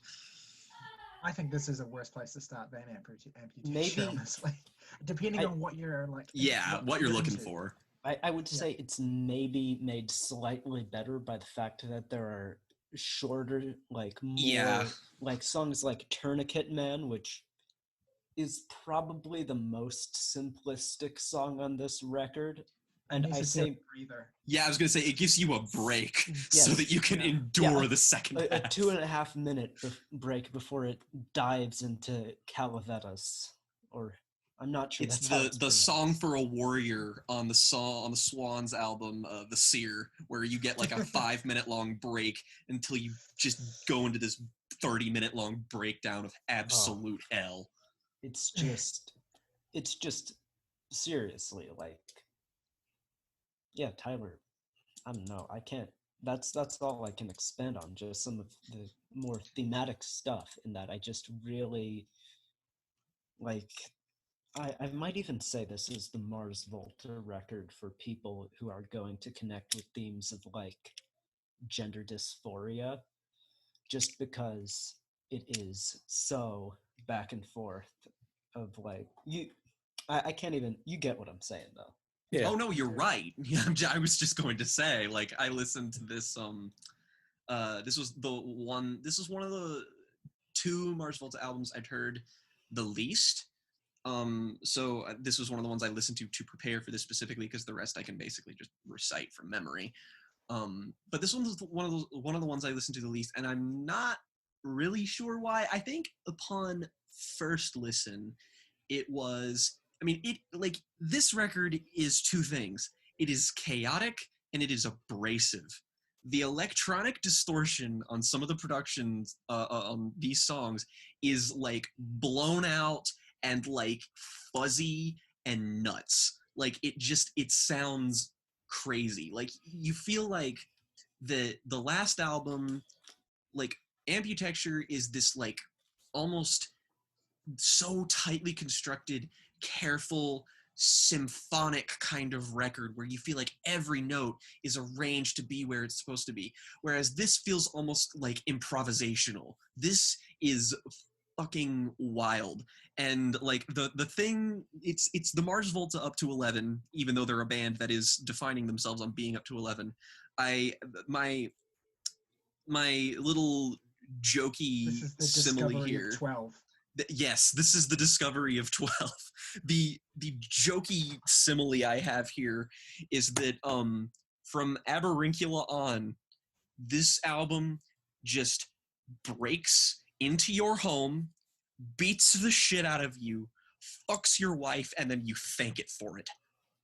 And every single song has this weird identity and is so fully formed despite being so strangely chaotic, and it achieves this beautiful middle ground of being fully formed and yet like chaotic in a way that I've never heard any other album sound before. And it is so intensely aggressive, and just the concept too of like each one of these songs is like this conceptually is this thing that's supposed to like dispel a like a bad like a curse. It's like this multi-layered thing that is supposed to like break their bonds of their curse and their bad luck after this Ouija board thing. And Tyler's right. It is a record that sounds demonic and possessed and evil, and like not even in like a dark way. It's like in a way that is affecting you. It like the first couple times I listened to this album, it gave me a headache. It's so, you have to prepare yourself for it. But once you get on its wavelength, it is a musical experience like no other. I think it is a challenging record.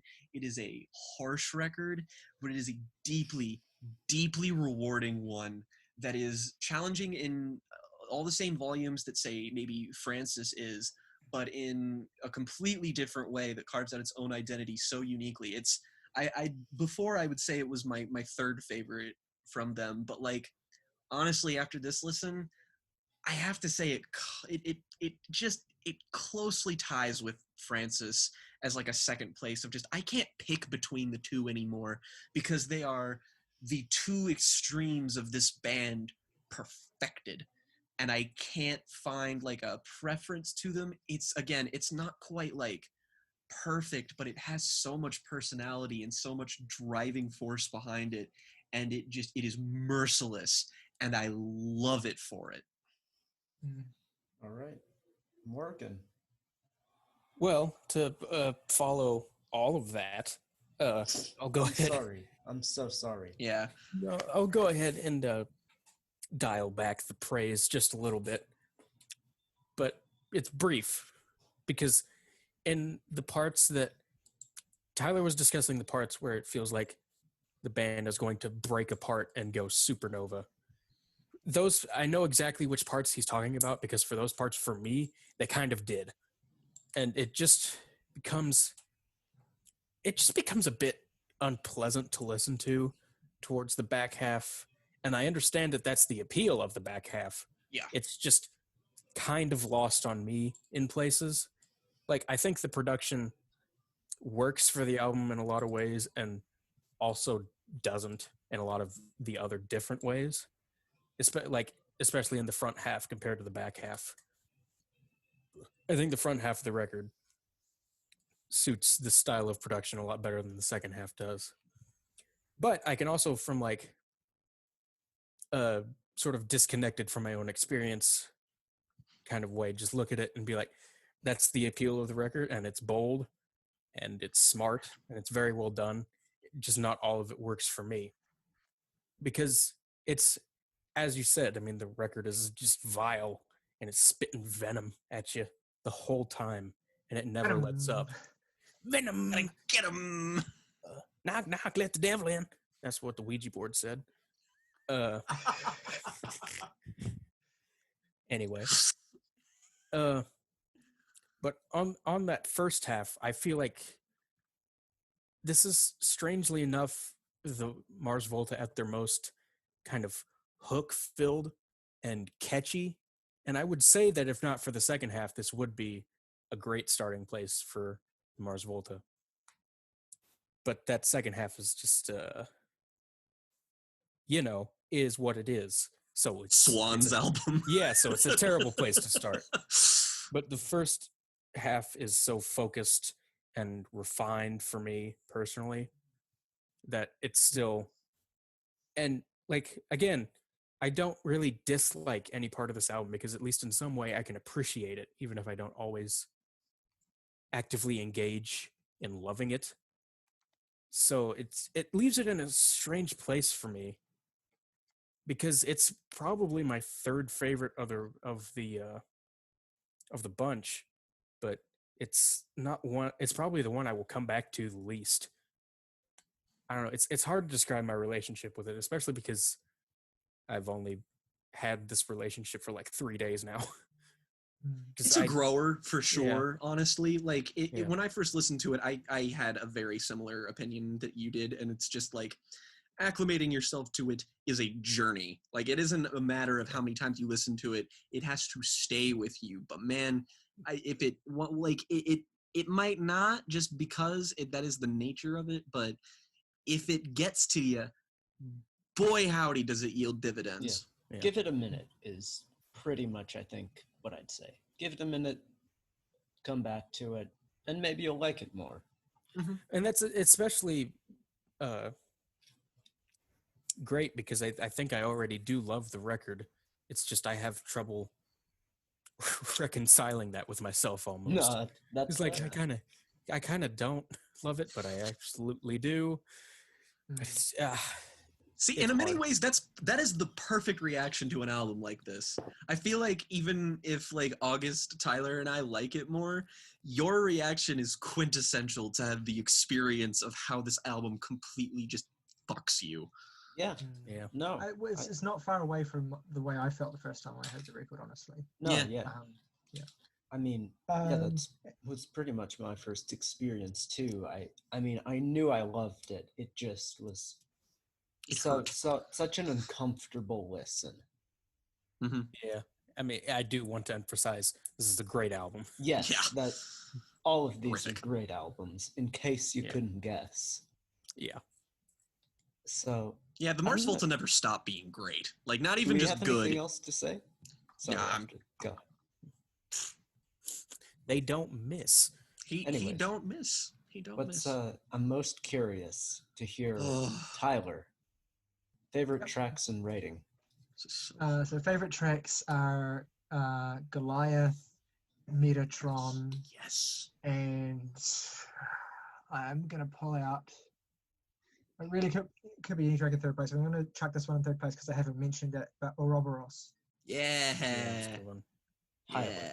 And my rating is 10. Fuck yeah. Hey, Tyler, you know what? You just stole my 3 favorite tracks. That's what I wrote down too. Yeah, Metatron, Goliath, Ouroboros.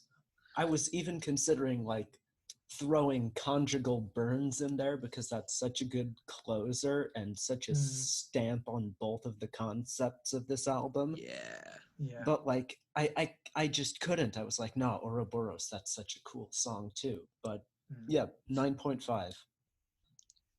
I'm gonna piggyback off of that because August just like I have the same top 3 except for one, and then August mentioned it. So my favorites are Metatron, Ouroboros, and 12 conjugal burns. And I give it a 9.5. Morgan. Okay, so top 3. Jesus Christ, I need to stop drinking soda before I come on here. Stop drinking water. What? Oh, wait, no.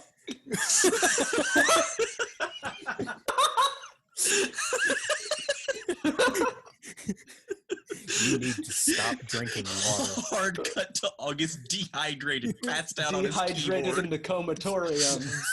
It's that picture of SpongeBob inside Sandy's bowl. What? Sorry, continue. Yeah, what were we talking about? Your ratings and credits. I don't know, Yeah. Porcupine Tree. Okay, yeah. But yeah, number 1 favorite on the album and the top 5 Volta song overall is Metatron to follow. Fuck yeah, it is. And all of that hype. Number 2 is Ilyena, which I am kind of surprised nobody brought up because that's such a I good wanted song. to. Oh, I no, love that it's, song. I just that's got the caught thing. up, There's but so yeah. much good stuff. You can't Yeah. mention everything. Ilyena is an evil fucking song. Yeah. Oh, totally. Oh, I didn't it's- even get to mention Soothsayer either, which is Oh, like it's super skin underrated, I think. No, It's because there's Yeah, 12 yeah. songs on his album, so it's so Yeah. fucking hard because they're all good.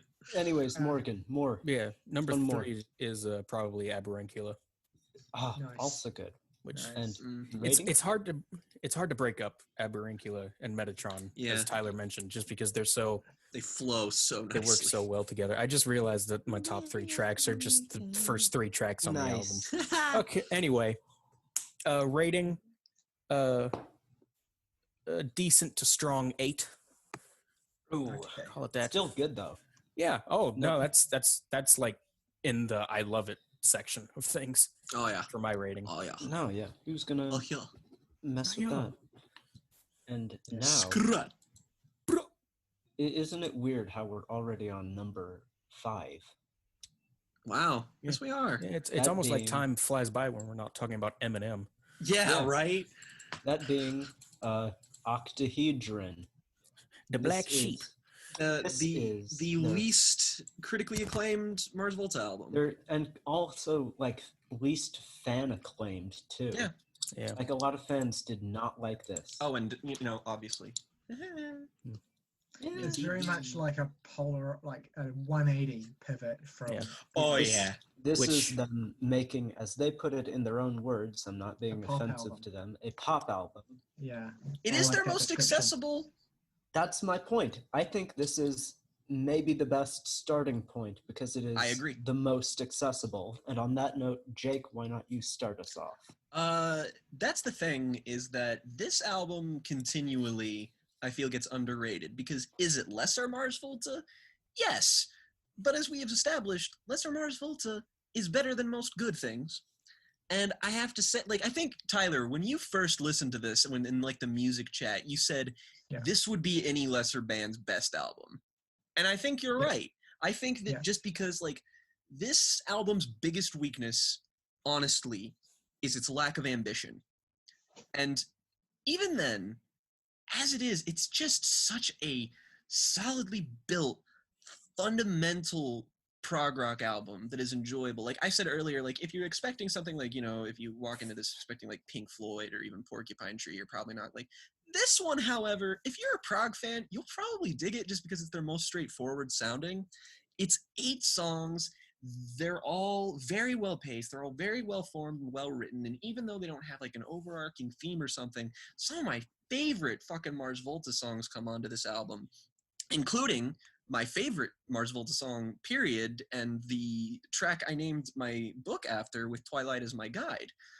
I think that every song is like that. Some of them are really hooky, but some of them are really like slow and meditative. It's not an album that has the immediacy or urgency of something like Francis or Bedlam. But that being said, like if this is a casual Mars Volta album, and again, that's not exactly like, it's not like a casual listen. It's a scant, for this band, 50 minutes, making it their shortest, I believe. Yeah. Mhm. Yeah, Yeah. it's their Definitely. shortest. It's their easiest to listen to. I think it's one that it's one of the ones I've listened to the most. Even though I would say it's probably my second to least favorite, just because of how solidly it's constructed and built. I feel like this was a great way to bounce back from Bedlam by just building upon all of the core ideas of their sound and just kind of doing everything in a good, straightforward way. And, yeah, it's not as ambitious, it doesn't take as many risks, but that is just as much a strength as it is a weakness with a band as eclectic and strange as this. And overall, I really recommend it too, just in general. All right. And it's cheap on vinyl and doesn't cost $300. So, yeah, it's cool. Should we have, you know what? Let's go Morgan. Why don't you speak Oh, next? word. Okay. Yeah, I feel like this has so much more in common with like Gentle Giant or Wishbone Ash in terms of prog comparisons, because it's so much more. I don't want to say the instrumentation is more natural, but it kind of is, because I don't know.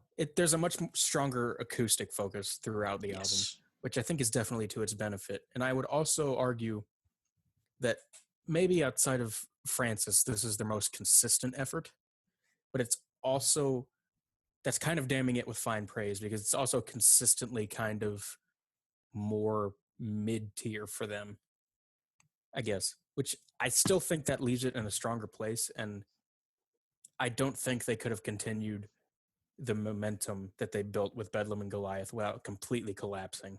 Yeah.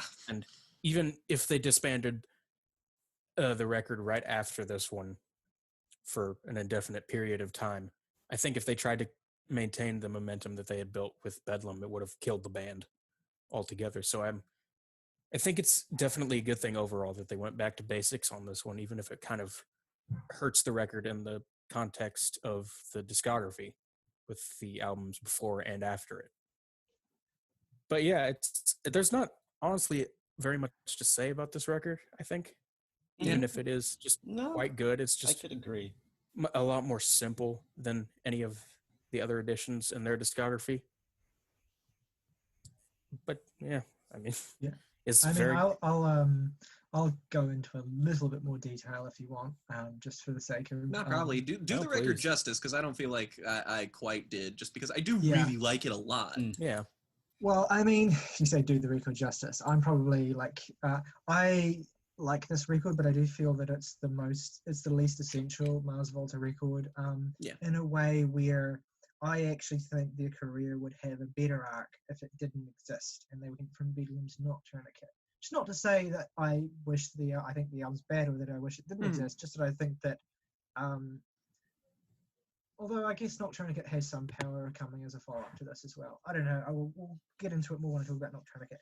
As for this record, it's very stripped down. It feels like a band relearning to use their instruments, which is kind of not really a compliment, because there's this particular quality of the Mars Volta's music, their unpredictability, their eccentricity, and their constant shifting complexity that I love about each of their records. And it's not that it's absent entirely here, but just that it's few and far between on these tracks, to the point where the tracks that kind of, there are a few tracks here that lack that aspect of their character entirely, and would be sensational from another band, but leave me wanting a bit with this band. I will say I think the second half of the record is better than the first half of the record. I don't know if that's a hot take or not, but it's quite noticeably so for me.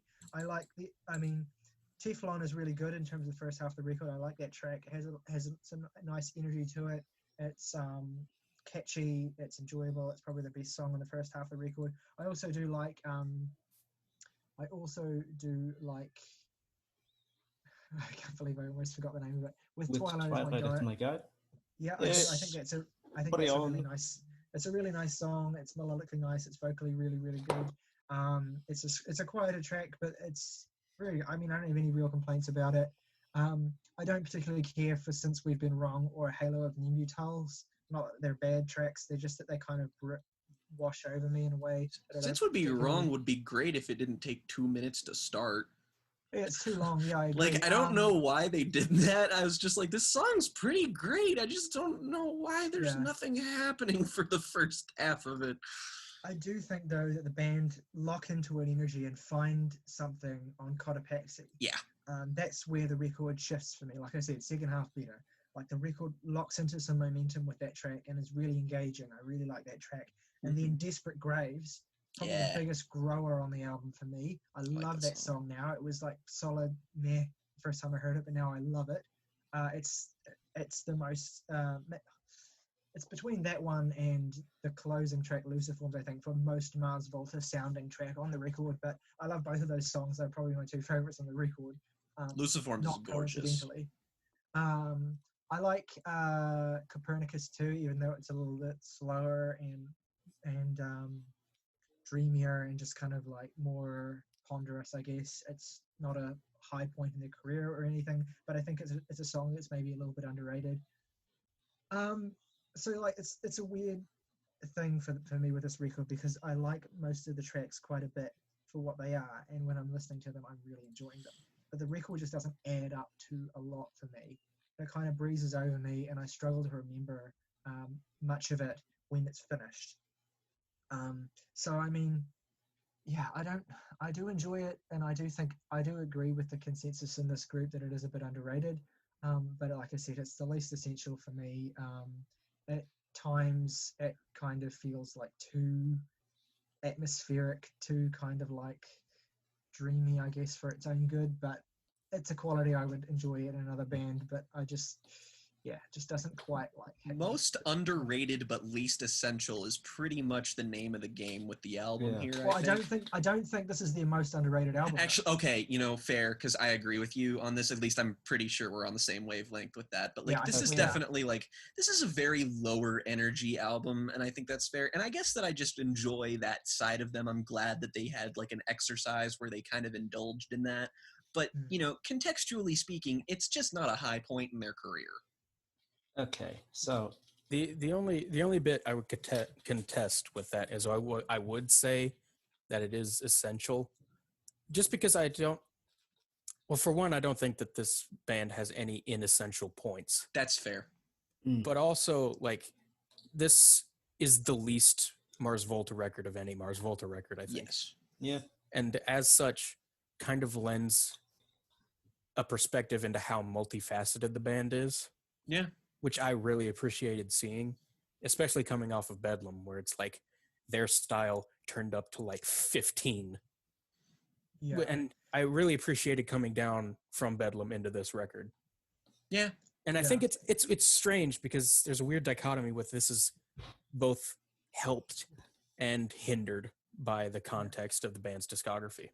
I just want to build on what you said real quick, because I agree that this kind of does demonstrate that the band are multifaceted, but I just don't think this is a particular facet that I find all that engaging. And no, that's totally fair. Also, more pointedly, it's a facet that had the album not existed, or like before I'd heard the album, I would have no like doubt in my mind that they could do something like this, because it's very straightforward. Whereas the other record in their catalog, Noctourniquit, which is a more direct demonstration of their multifacetedness, let's say, is a record that's like, okay, I would have never thought they'd be able to do this.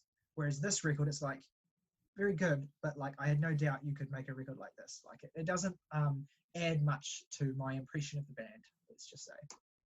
No, I think that's totally fair.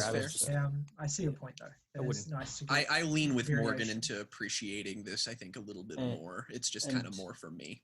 If I may get into my thoughts now, I do really appreciate the points you guys make about this being kind of a regression.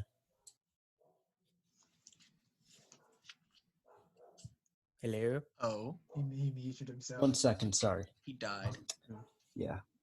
He ceased. Anyway, I do appreciate this record.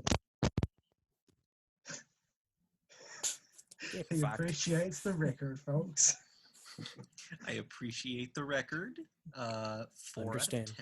Understandable. Have a nice day. I appreciate the record, but it's a 3 out of 10. But it ain't me.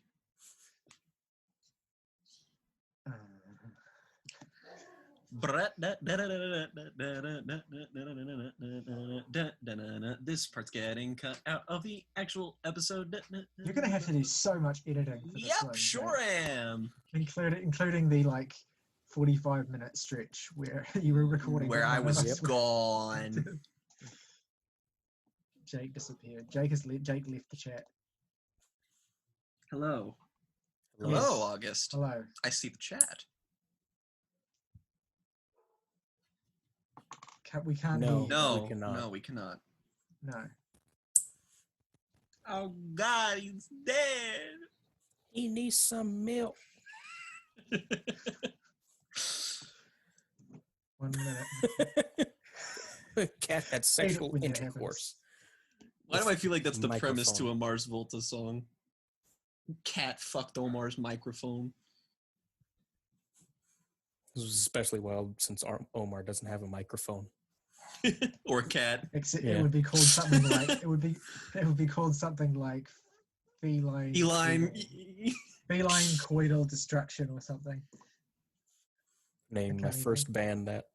Feline coital destruction.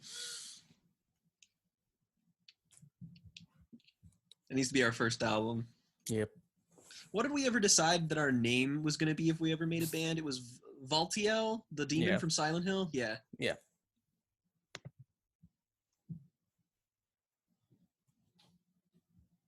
He returneth. Okay. Boys are back there in we go. town. Can you hear me now? Yes. Okay. Yes. So, anyways, I was saying I appreciate this record, right? Yes. Okay. So I know I must have said that like 60 times, but I agree with what you said about the instrumentation being a bit of a step back. But I also feel that the other kind of disappointment in this record for me is that thematically it's a bit of a step back also, because their first 3 records were kind of taking this theme of Christian theology and kind of spiraling it up to the most omnibus point, to the point where that record covered so many different topics. Love this Mersbow album. But hear that? Oh, fucking hell. But I'm not going to hear anything in a minute. It unfortunately is like something where that Bedlam and Goliath is this, then it goes into this whole new topic of Islamic theology. But here we go back to the idea of Christian theology with obviously with references like Luciforms, with Twilight as My Guide being a song about kind of the Salem witch trials. Them vaults of devil daughters. And yeah, exactly. And I find for myself, that is what I find most underwhelming about this album, in that it does not build significantly in any thematic way from the previous records, where everything else felt like it built on what was there before. Yes, Yeah, I mean, assessment. I feel like it's just factual to say that this is thematically their weakest. Yes. Yeah, is that everybody's thoughts? No, I think that Octahedron good. Yeah. That's about it. Good. Yeah, it's good. It's quite good. Yep. Okay. Well, I will jump into the 3 tracks in rating then, while August removes his cat from his mic. get off, cat. I'm sorry. So, no, it's all right. I'm just going to jump straight into the top 3. So, top 3 tracks on this record are, in fact, I'm going to make a sequence just to mix things up and say, with Twilight as My Guide, Cotopaxi, and Desperate Grace. And my rating is 7.5. Word. I'll go next. Why Bird not? up. For me, top 3 tracks are in descending order: Copernicus. Wait, where did it go? I lost Luciforms, and With Twilight as My Guide. And in terms of ratings, also a 7.5. Which is weird because I feel like I have overall more positive feelings on the album than Tyler does. I think I was just trying to be a little bit more of a like critical counterpoint to Okay. the praise, but I do like it quite a bit. Yeah. No, yeah. Word. I guess I'll go because in the first half of this album, yeah, I know. Laugh it up, buddies. Oh, I wasn't laughing. I'm in pain. I definitely wasn't laughing. Yeah. No, this jeez. is pain for me. I'm laughing at how much it's hurting for you too. My favorite tracks are Since We've Been Wrong, to kind of contrast popular opinion, because I like the way that song really builds up. I'm pretty sure it's Yeah. the highest rated track on Radio Music, so it's Oh, not it that big is? a contrast. I'm kind of digressing. Not that the song is bad. The song's good. No. It's just what? I'd say then With Twilight as My Guide, and also Cotopaxi. And I would say, to concur with the current opinion, it is a 7.5. Yeah. Jack. I guess that leaves me. Jack the And that's the internet's worst music nerd. I didn't have a good superlative there. Obviously, favorite is With Twilight as My Guide. And it's weird. I don't really dislike any songs on this album, so I guess it's kind of tough to pick favorites, but I'd probably say Desperate Graves and Luciforms. And I guess I will be the black sheep dick sucking Mars Volta fanboy that I am and give it an 8. Light 8. Okay. Yeah, to be fair, light 8 and 7.5. Not all that. No, different. I mean it's basically the same thing. Yeah. So, all right, it's time for what I think is universally going to be the sleeper hit, Noctourniquit.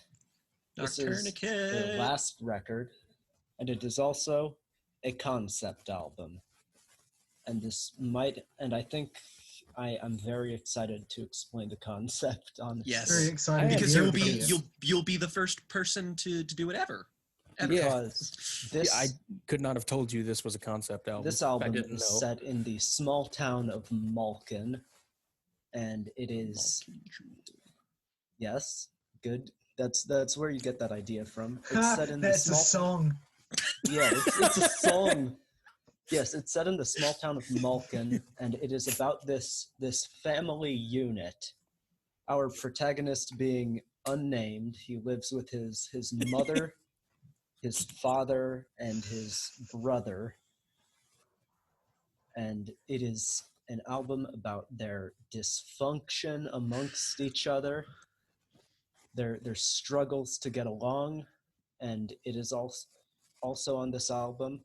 The main character is a very religious person who wants the god Deshra to kind of save him from this situation he's in. And this is basically because his father murdered his brother, and through some magic, as we see on the song Aegis, he's managed to resurrect him, and there's this kind of theme of mysticism. So then halfway through the record, our main character goes on a spiritual journey to try and discover just the meaning and purpose in the world. And ultimately, he comes back with the conclusion that the world is it is a zoo without a caretaker. And that is essentially what this album is about. Just kind of losing faith in God is what or like this, and in this case, it is a Hindu god. once again, expanding on the theme of religion in a new, creative way. Maybe their comeback album can be about Scientology. Oh, I mean, Oh my God! Do you think it won't be? I mean, Holy shit! that's so good. And just some more quick thoughts before I pass the mic after having kind of given you a rundown of what's happening story-wise here. I love how this is the concept album for love exposure. No, and this is, in terms of records, this is a completely different sound than anything they've ever done before, because this is like a psychedelic electronic progressive rock Big album. electronic vibes. Big electronic vibes. Tyler's just like... And Oh boy! I'd say Oh baby, a triple. the first half of this album is just this blood pumping, blood boiling, like you want to stand up and punch someone in the face type stuff. Whip hand fucking goes. The second half, it kind of mellows out as we follow the character on his journey to try and find purpose. And then, just as soon as you reach the title track, and everything's kind of slowed down, the album gets up and punches you right in the face with Z and 2 knots. And that's a summary of the album. Who wants to go? Well, I mean, if you're already talking, you can go ahead and like if you want to go ahead and get more in depth on your feelings. Mr. Augustus. All right. I think this is probably the Mars Volta's, like, at least some of it's definitely some of their most direct lyricism, and it's pretty. You're gonna comprehend a lot of. And I feel this might even be because there's not a lot of information available about this on the internet, that you'll probably comprehend what's going on here a bit quicker than you will other Mars Volta albums. Yeah.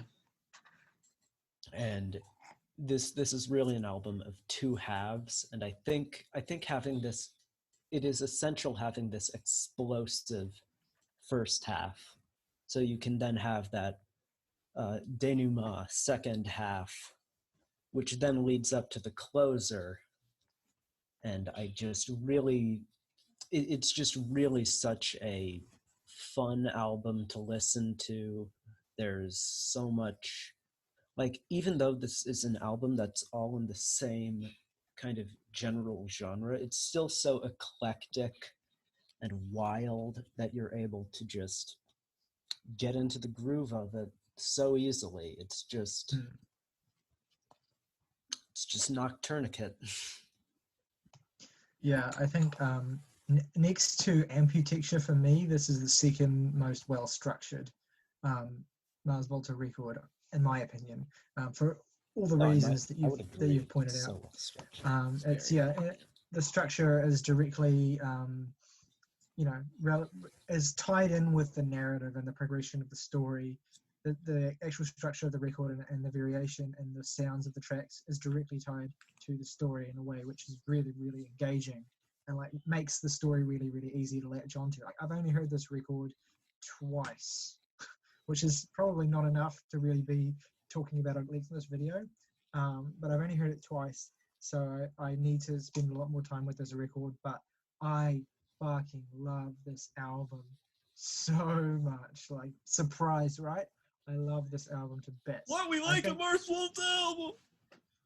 Holy shit. I think this is comfortably the most well-produced album.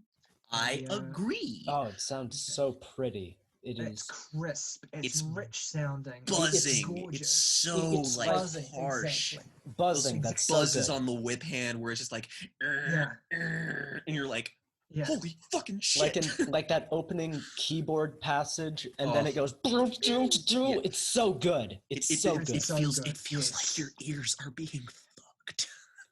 Yeah. Well, this is the thing. Like, I want to liquefy the whip hand. I want to turn it into a solution and inject it in every day instead of drinking coffee. Like, I need the energy of that track all the time.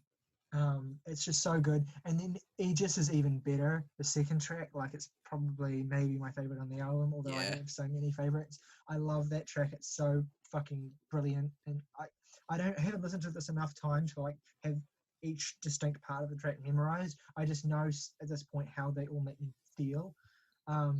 And it's just so good. It's kind of a terrifying song. Like, I hear that song and I think of the refrain of it's got the "where the children will be seen, not heard." The line that terrifies me from that song is the confession, because it's a song from the brother's perspective. And it's the line where he says, "Am I your son or just a clone?" And it's like this really haunting existential passage. Yeah, like I've already been able to pick up on how directly the theme and the concept is tied into the lyricism here in a way that's less obscured by their verbosity than it is on other records. But just the sonic variation here, like the Mulkin Jewel is a garage rock song. Like, it sounds like a garage rock song. Fucking good one too. Like, who would predict the Mars Volta doing a garage rock song and it coming across so well? And it works. And then I really love the centerpiece of the record in Absentia, or what I see as the centerpiece of the record anyway. No, I would agree. That track is so like gorgeous. It just sounds gorgeous, and it's just like and it's like, if you got something to say. Oh, and it's so good because it's also a track that's like the beginning of the character leaving home, and that's represented through the track just having this 7-minute slow shift up to this part where he's just calling out to Desra to like free him from his family so he can just get out and go find his purpose. It's so cool. Yeah, absolutely. I love how spacious the mix is on this record. I don't think the mix is this spacious on any of their other albums. Even De-Loused still has a very claustrophobic feel, intentionally so. But there's a real spaciousness to this record that works because it's not simply like in service of atmosphere in the way lots of parts of Octahedron was. It's just like it gives it gives everything more punch in this album. And I really love that. Obviously, I love the way that the electronic elements of this record and the way that they're incorporated. What a way to go out! Like, you go out continuing to like change and shift your sound and confound expectations. Like, I have nothing but admiration for these guys for managing to pull this record together during a time in which I understand the band was really like in turmoil, basically. Yeah, they were. Like, they were really struggling to put this record together and to like get along with each other. And for something this cohesive and fresh sounding and invigorating to be the result, it just blows your mind. Like, it's just admirable. I don't have like I'll just leave it there. I think I'll let you guys speak on it because you'll be probably a little bit more familiar with it than me. But amazing album.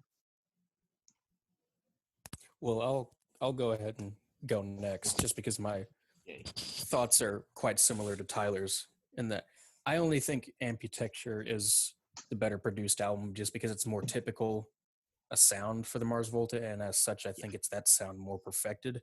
But this is a very close runner-up in terms of production for me. I'm also sort of still on the journey of appreciating this album to its fullest because I think I've only listened to it 3 times now. And with each subsequent listen, it's gone up a rating.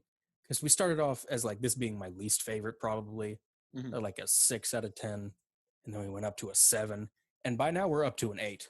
So it's going to be interesting to come back to this in a few months and be like, man, I didn't even know how much I was going to like this back then. Right now, it's just, I have yet to see the matrix of it. And for it all, I have not yet begun to believe, so to speak. The one, Neo. Yeah. But I feel like that moment's coming because for every new thing for the band that this album has, it just makes it as a record that much stronger. And if I'm torn between what I want the reunion album, should it ever be released. I'm torn between what I want it to sound, if I want it to go back to a more whatever back to basics might be for the Mars Volta, or if I want it to sort of continue and flesh out this more electronic psychedelic influence sound, because I think both are super compelling. And ultimately I come out on the side of wanting the next album to be more sort of electronic and psychedelic like Noctourniquit, because I think this is a sound that almost needs to be expanded upon by the band, because I think they really have something here, like something great, and I just want more of it. And that's pretty much the only thing. That's the only thing I can talk about in detail on the album right now, because I haven't really. This is easily the album that I spent the least amount of time with thus far. Mm-hmm. But yeah, overall, my thoughts are very positive, and they only continue to get more positive the more I think about it and the more I listen to it. Okay, Jake? It's interesting because this album was the one I listened to like right after Amputechture, just because I wanted to see like what the deal was, because this is consistently, again, the second lowest rated Mars Volta album. And I was like, what the fuck is the deal? And then I listened to it, and I remember my first, like, I heard like I think not that it gets weaker, but the first 5 tracks of this album fucking rule. Like, it's such a great stretch of songs. And I was just sitting there like, why the fuck do people think this is lesser Mars Volta? What the fuck is wrong with people? This is amazing. And I still just kind of think that. I think it's I think it's their best textured album. I think it's their best produced album, just by merit of the fact that, like, the act of listening to it, it's kind of the opposite of Bedlam and Goliath in a way, where you like the act of listening to it is just pleasing. It's not because it's like easy to listen to. It's just because it's actively like, fucking pay attention to this. Pay attention. It's just constantly satisfying. Yes, so like, it's so sonically just fucking, it's satisfying to listen to. And I think like the hooks on this album are so interesting and strong, and they really stick with you. And like it's got like Dyslexicon, maybe my favorite song on the album, just fucking like when he just goes into the chorus and he's just like, it's my Dyslexicon, and I'm like, fuck. Like, there's so many great songs on here that you're just like, I feel like you're just meant to play in your car on your stereo. It sounds great on that, by the way. And it's just and I actually really dug the story, because like when I a few months ago, I had an extra long shift at work, and I just marathoned every Mars Volta album. Once I got to this one, I was afraid of being like burnt out, just because, 6 albums of heavy ass prog, like Bedlam and like alone is enough to kill you.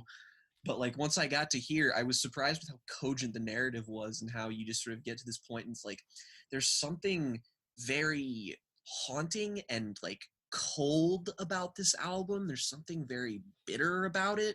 It's very like, I don't know why I've always imagined it this way, but like I don't know if this is like in its setting or not, but I've always imagined it taking place in a cold place, like in the mountains with like snow. No, it definitely does. I imagine it takes place in space. I mean, it sounds alien in a lot of ways. It also contrasts nicely. That also contrasts nicely with the desert heat of Bedlam as well. Like, these records are opposites. Like, I definitely feel that as well in terms of the way that it sounds. And I think that like too, it's not even like, it does focus on religion and expand upon that theme. But the thing I like the most about it is it's the fear and the despair of parental abandonment is so present in all of the lyrics. There's like the coldness of the album, I feel, reflects that in a way. There's this distance, this almost longing sense that like the passionate performances, which are universally like the performances on every song on every Mars Volta song are great on every album.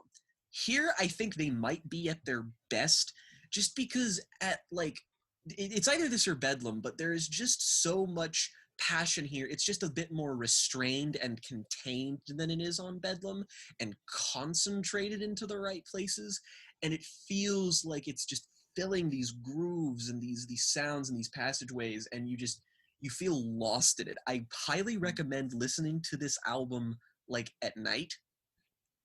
It does something to the vibe, man, and I can't explain it, but it is just an album that the act of listening to is cool. I don't know how to describe it other than it is pleasurable to listen to. Yeah, I mean, I think it's not my favorite of theirs, but I think it's their most sonically interesting. And Agree. It's not immediately rewarding in the way that Francis is, but I think it's their most rewarding with the passage of time. I agree. And I think the moment when I was incredibly sold on this album was one time when I listened to this on like a long car ride, like at nighttime coming home from I believe it was my grandmother's, and it was like just so haunting, just passing by all these just sweeping empty snow-covered fields and also these large luscious hills. It is haunting. That is a good word for it too. Yeah, haunting. Yeah, like the first time I heard this record was in summer, when it was summer here, like back earlier this year, because you know, hemispheres and shit. But now it's winter here, and I'm revisiting it yesterday as we kind of head into a really cold winter. It was just like at night time as well. It was just such a better vibe. So yeah. Yeah, agree. Favorite tracks, I guess. God, this is hard. Yeah. Oh, Tyler's frozen like the record. Let's do it. Yep. Oh, I hear him. Yeah. Oh, now he's back. He was okay. blurred. There we go. Sorry. Yeah, you guys froze for me a sec there, but it's all good now. Okay. All right. Word. So who's going first? I'll go. I've got my 3. Right. I'll say Dyslexicon, Imago, and Z in 2 Knots would be my 3 favorites, just because those are Imago's a bit slower of a song, but the other 2 they're fucking ragers. They are explosively awesome. And rating? And rating, I would give it an 8.5 that could very well become a 9 one day. Not sure, but close. All right. Who's next? Oh, I'll go next. Why not? Why not? In this Z and 2 knots. Anyway. Yeah. Probably my favorite track is probably Aegis. Yeah. And followed by followed by the Whip Hand, and then for number 3, I can't decide between Veda Malady and Absentia. Good songs. See, I feel bad I didn't include those. That's how good this album is, that I'm just like actively upset. Like just the fucking burning sounds of like electronic synths on the Whip Hand is the coolest shit ever. It feels like it is setting your brain on fire. Yeah. In terms of ratings, this is very tentative for now because it keeps changing. But I'm gonna go ahead and say a decent 8 out of 10. All right. Tyler or me? Yeah, I'll go first if you want. Okay. So my top 3 are almost identical to Morgan. Aegis, the Whip Hand, and In Absentia for me are the top 3. But I love so many songs on this record that I was devastated that, for example, I couldn't include Dyslexicon or Z in 2 Noughts or Malkin Jewel or Moloch Walker or Veda Malady. I'm torn rating wise between a 9 and a 9.5, but purely based on the sheer power of the most recent listening experience I have this. I'm gonna go 9.5. It's fucking good. Yeah. Talking about it makes me want Yeah. to listen to it right Yeah. now. No, seriously. Yeah. Yeah. Me though, boy, I'm gonna go for a song from like kind of each of the Sonic palettes because my favorite overall song though is Z and Two Knots, because up there with Cassandra, it's like I don't know which is the better closer. Yeah, I because mean, they- if Cassandra wasn't what it is, it'd probably be their best closer. yeah, exactly. Then I'll say Aegis as a great song, story-wise, and just it's also really catchy song to listen to. And for like a more one of their slower songs, That song is so good. I'll go. I'm not laughing at your singing. It's just it came through so funny on this end. No, it did. Trinket's Pale of Moon. Ooh, That is also a deep good cut. one. Yeah. And as for my rating, I've been thinking this over, and I think I'll give it a 10. I think this is a 10. Yes. For real. Yes! Holy Same shit. shit. For real. Oh my god. God, this I am band is so good. happy. I like music. Are we the first people to finally give this record its due? Yes. I think we Yeah. are. Actually, Anthony Fantano of all people gave it a good rating or a Gave good it review. 7. Yeah, I mean, and which again, by Fantano standards, but he was just like, yeah, I really like this album, and fucking Deep Cuts over here saying it's a piece of shit, and I'm just like, I'll fucking fight you, Wait, he said, Oliver. what? Yeah, Oliver thinks this album sucks. Well, that's In markedly what his worst take. context? I don't remember, but like I was watching like a video. I think it was. Have you seen like those videos that are like this artist like not like explained, but like getting guide into to?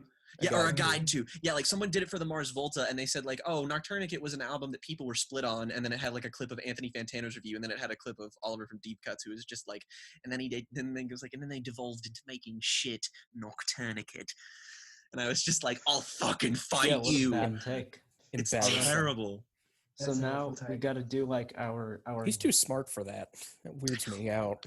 Yeah, we got to do our fucking rankings. Yeah, let's do album rankings first, then we can do top 10 songs. Okay. Yeah, Sounds good. I just briefly before we do that, I have to pee. go pee. So I'm going to Wow. do that. Oh boy. I'll pause the recording. Yeah. Here we are, the final countdown.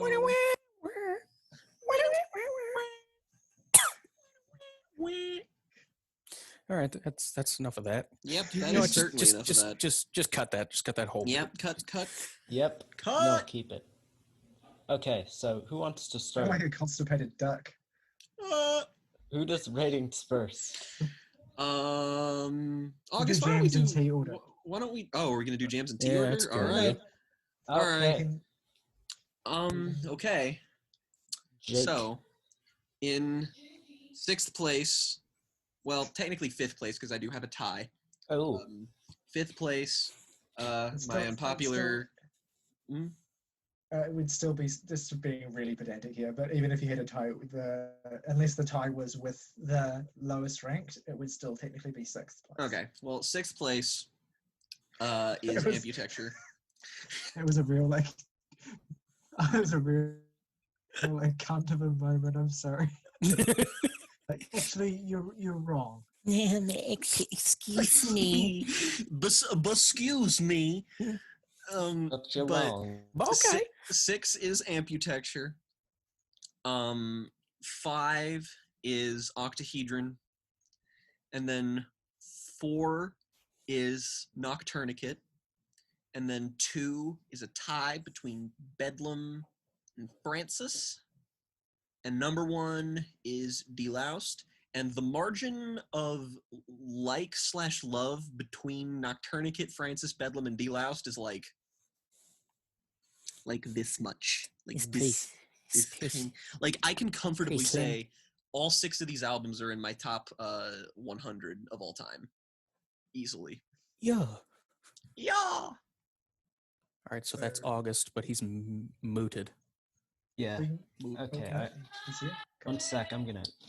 Yeah. Is that Roxanne by the Police? Roxanne, you don't Yeah, have, all to, right. put on that red light. light. All right, that's over. Enough of that. Did you not like my Gordon Sumner singing? Just called him by his real name. Did I kill August? Is he dead? Directed by Luca Guadagnino. Nino. Guadagnini? You got close there to saying something else. I don't think I did. I think you did. I beg to differ. I think he did as well. Anyways, number 6 is Octahedron. Morgan is over party. God damn it. Number 5. Number 5 is going to be Amputechture. Number 5. Did you do number 6? Yeah, he said Oh, Octahedron. You shit, I'm not paying attention. Prison Island bastard. Said the American. Better believe it's a prison island right now. Oh, we wish we were an island. August. Dear. Darling. Honey. Sweetheart. Cupcake. Pookie. Pookie is actually a B-side on Noctourniquit. Yeah.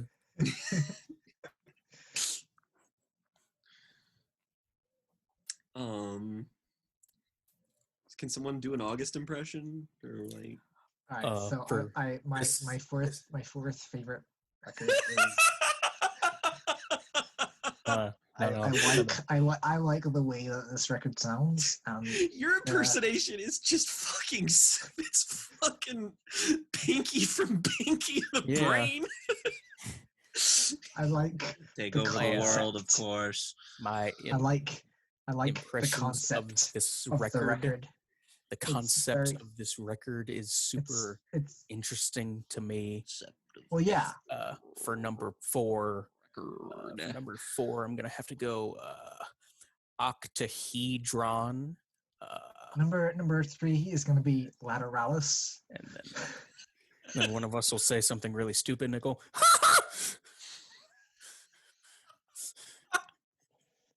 That's really funny. I love that the second August left, we just decided to talk shit about him. The most amicable person here. Yeah. We just chat on him. It's out of love. I'm not making feeling fun. a 6 out of 10 for this one, guys. He says he can hear all of this. I'm gonna change that to a 5.5 out of 10. It just doesn't connect with me as a record. I just kind of I don't like the sound palette. I wish it was more vague descriptor that is meaningless. I wish it was more like Brian Eno. Fuck off, you dick, in the chat. Himbo country music star Jason Isbell. Famed rich himbo country star. Oh god. We need to make August listen to that new Sam Hunt album. Who? You know, the fucking body like a back road motherfucker. Oh, yeah. Anthony Fantano gave that album a 1. I've missed all of this, and I'm starting to be thankful for it. I've listened to some of the album because it apparently got some good reviews from some indie circuits. It's fuck. It's bad. I gathered. There's a song on it called "Breaking Up Was Easier in the 90s." I fucking hate white people. They're bad. Did August rage quit? Like, is he not going to come back? Yeah, he abandoned this podcast. Hello? Hello. He's coming back. He's like, now that you all mercilessly made fun of me, you fucking assholes. I hate you guys all so much for that. Hey, look. Anyone is fair game. No. I'm so glad I didn't leave. Holy shit.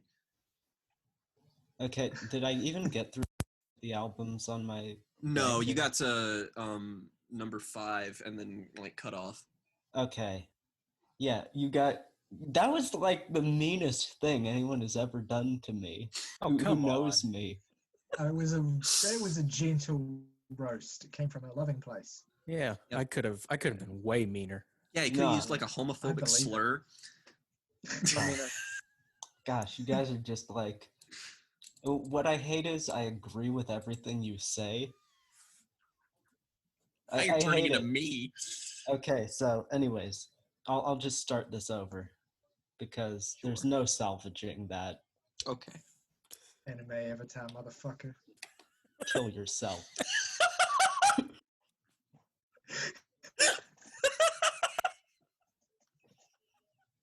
Oh no. I'm gonna get...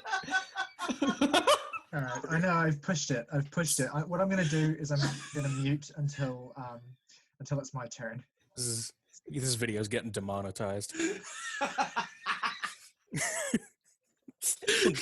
And frankly, we deserve it. No.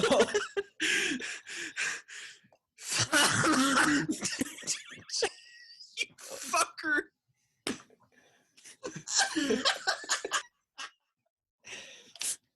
I have to wait for this to stop. I need help.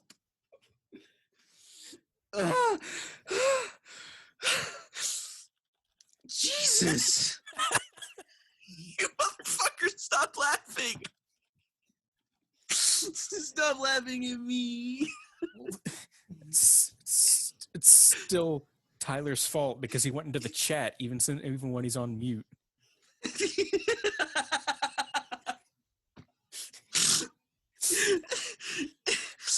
Okay. Oh, fuck. Okay, so top 6.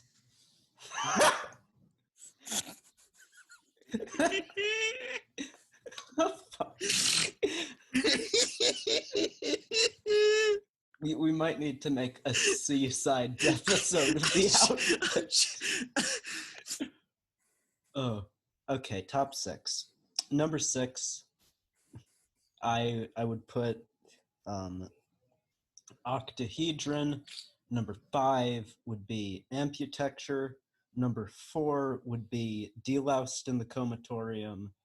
Number 3 would be Bedlam and Goliath. Number 2 would be Noctourniquit, and number 1 would have to be Francis and the Mute.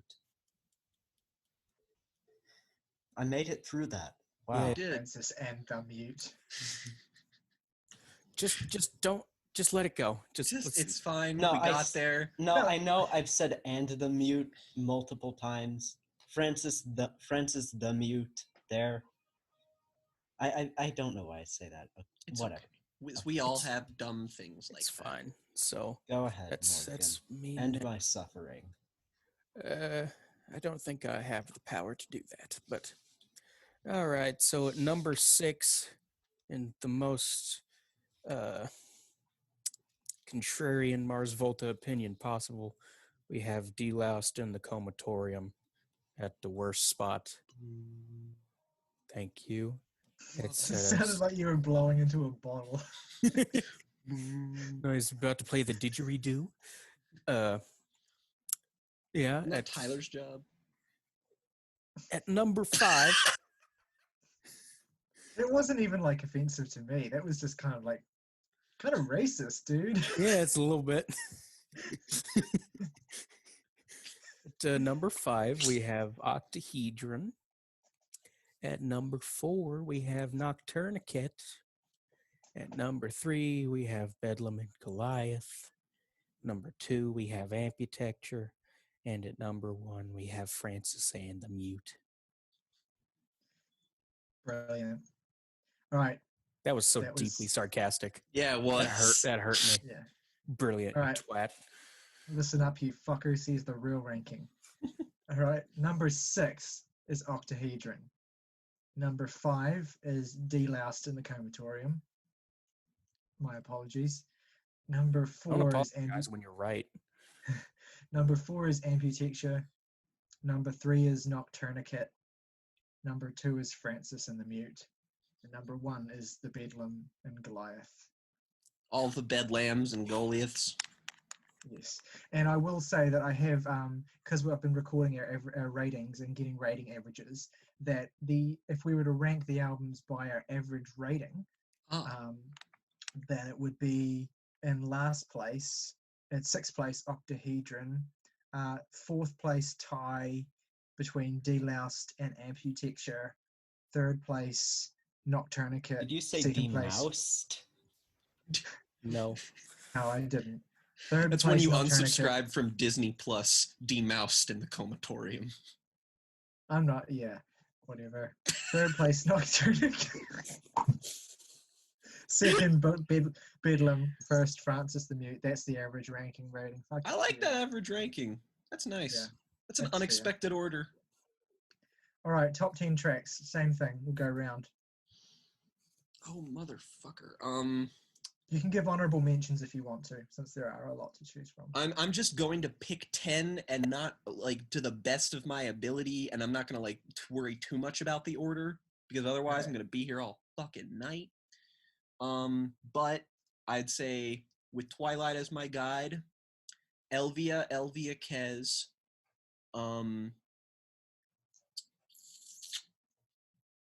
probably Roulette Dares, then Inertiatic ESP, then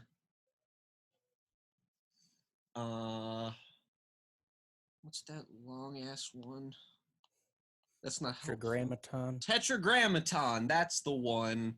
Thank you, Morgan. Then Metatron, then maybe the Whip Hand, 12 Conjugal Burns,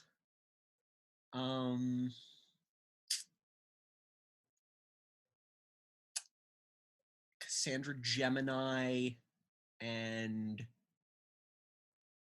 Take the Veil Serpentax. Cool. Well, like does anyone have an... I was just going to say, I feel like that took 15 minutes. I'm sorry. I was hoping you would number them at least. Yeah. Does anyone else have an already written list? I do. Okay, well, you can go next, Morgan. Okay. Thank you. At number 10, we have Ilyena. At number 9, we have Inertiatic ESP. At number 8, we have The Widow. Number 7, Cassandra Gemini. Number 6, Cygnus Vismon Cygnus. At number 5, Take the Veil Serpentax. Number 4, we have Metatron. Number 3 is Viscera Eyes. Number 2, Roulette Dares. And at number 1, Miranda, That Ghost Just Isn't Holy Anymore. Nice. Yeah. August, do you have a list? If he's there. He's dead. Checking it twice. Fuck you. Wow. He was so offended for me he left. Because you're a fucking prick. Honestly, all right, sorry. no matter how venomous my fuck you just then was, it can never be as venomous as Tyler going, yeah, whatever. Because that's true. It's like, Jesus. Yeah, whatever. It wasn't even directed at me. It just hurt. Whatever. Okay. I'll do my top 10 then. I know I'm going to be a pretentious dickhead and do honorable mentions as well. Honorable mentions to Wax Simulacra, Aberrancula, Ouroboros, The Malkin Jewel, Cicatriz ESP, and Amputechture. And my top 10 are 10, Viscera Eyes, 9, Miranda, That Ghost Just Isn't Holy Anymore, 8, Take the Veil Serpentax, 7, Elvia Elviaces, 6, The Whip Hand, 5, Aegis, 4, Cassandra Gemini, 3, Metatron, 2, Amputechture, 1, Goliath. Word. Yeah, that's Now I'm August, and I'll recite my top 10. I'm not getting into this because I've Sounds already. Your impression of him sounds like Ben Kingsley in Iron Man 3. You may call me a terrorist, but I consider myself a teacher. I'm glad you like that, Tyler. It's a good film. Yes, it is. He is trying to rejoin. Oh wait, no, that was 10 minutes ago. Lock that little bitch out. Little bitch boy. Well, if he doesn't come back, he won't get to do his list. Kicking him out of his own favorite band's podcast. Like that would be just a horrible thing to do. Just break out into random Mars Volta lyrics. I feel like we should do one of these for each of our favorite bands now. We should. Although I want to do mine on Opeth, not the Menzingers, just because I feel like the Menzingers are just too consistently good for me to talk about. Well, and also too consistently good in the same way. Yeah. You know? Like, not that they're all the same album. It's just like everything that I can say for Rented World, I can say for After the Party, I can say for Hello Exile, I can mostly say it for On the Impossible Past. I just be repeating. Opeth is a fucking diverse catalog. I'm very much looking forward to the push it will give me to listen to the rest of the records by Menzingers and Opeth that doing that video. What Opeth have you heard? Give me Deliverance and Damnation. Good place to start. Good place to start. You recommended it to me, so yeah, yeah. Damnation really do be that bitch, though. Were you a fan of those records? Yeah, I was. I liked Deliverance a bit more actually than Damnation. Ooh, cultured. I like them both. actually do too a bit. Damnation's my favorite, so based, you know. Yeah. And you're not wrong.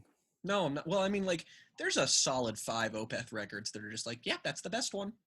Yeah, no, there's like the run from My Arms, Your Hearse to Damnation is nothing but 10s. Yeah, My Arms, Your Hearse is a 10 for me. Damnation is a 10 for me. Still Life is a 10 for me.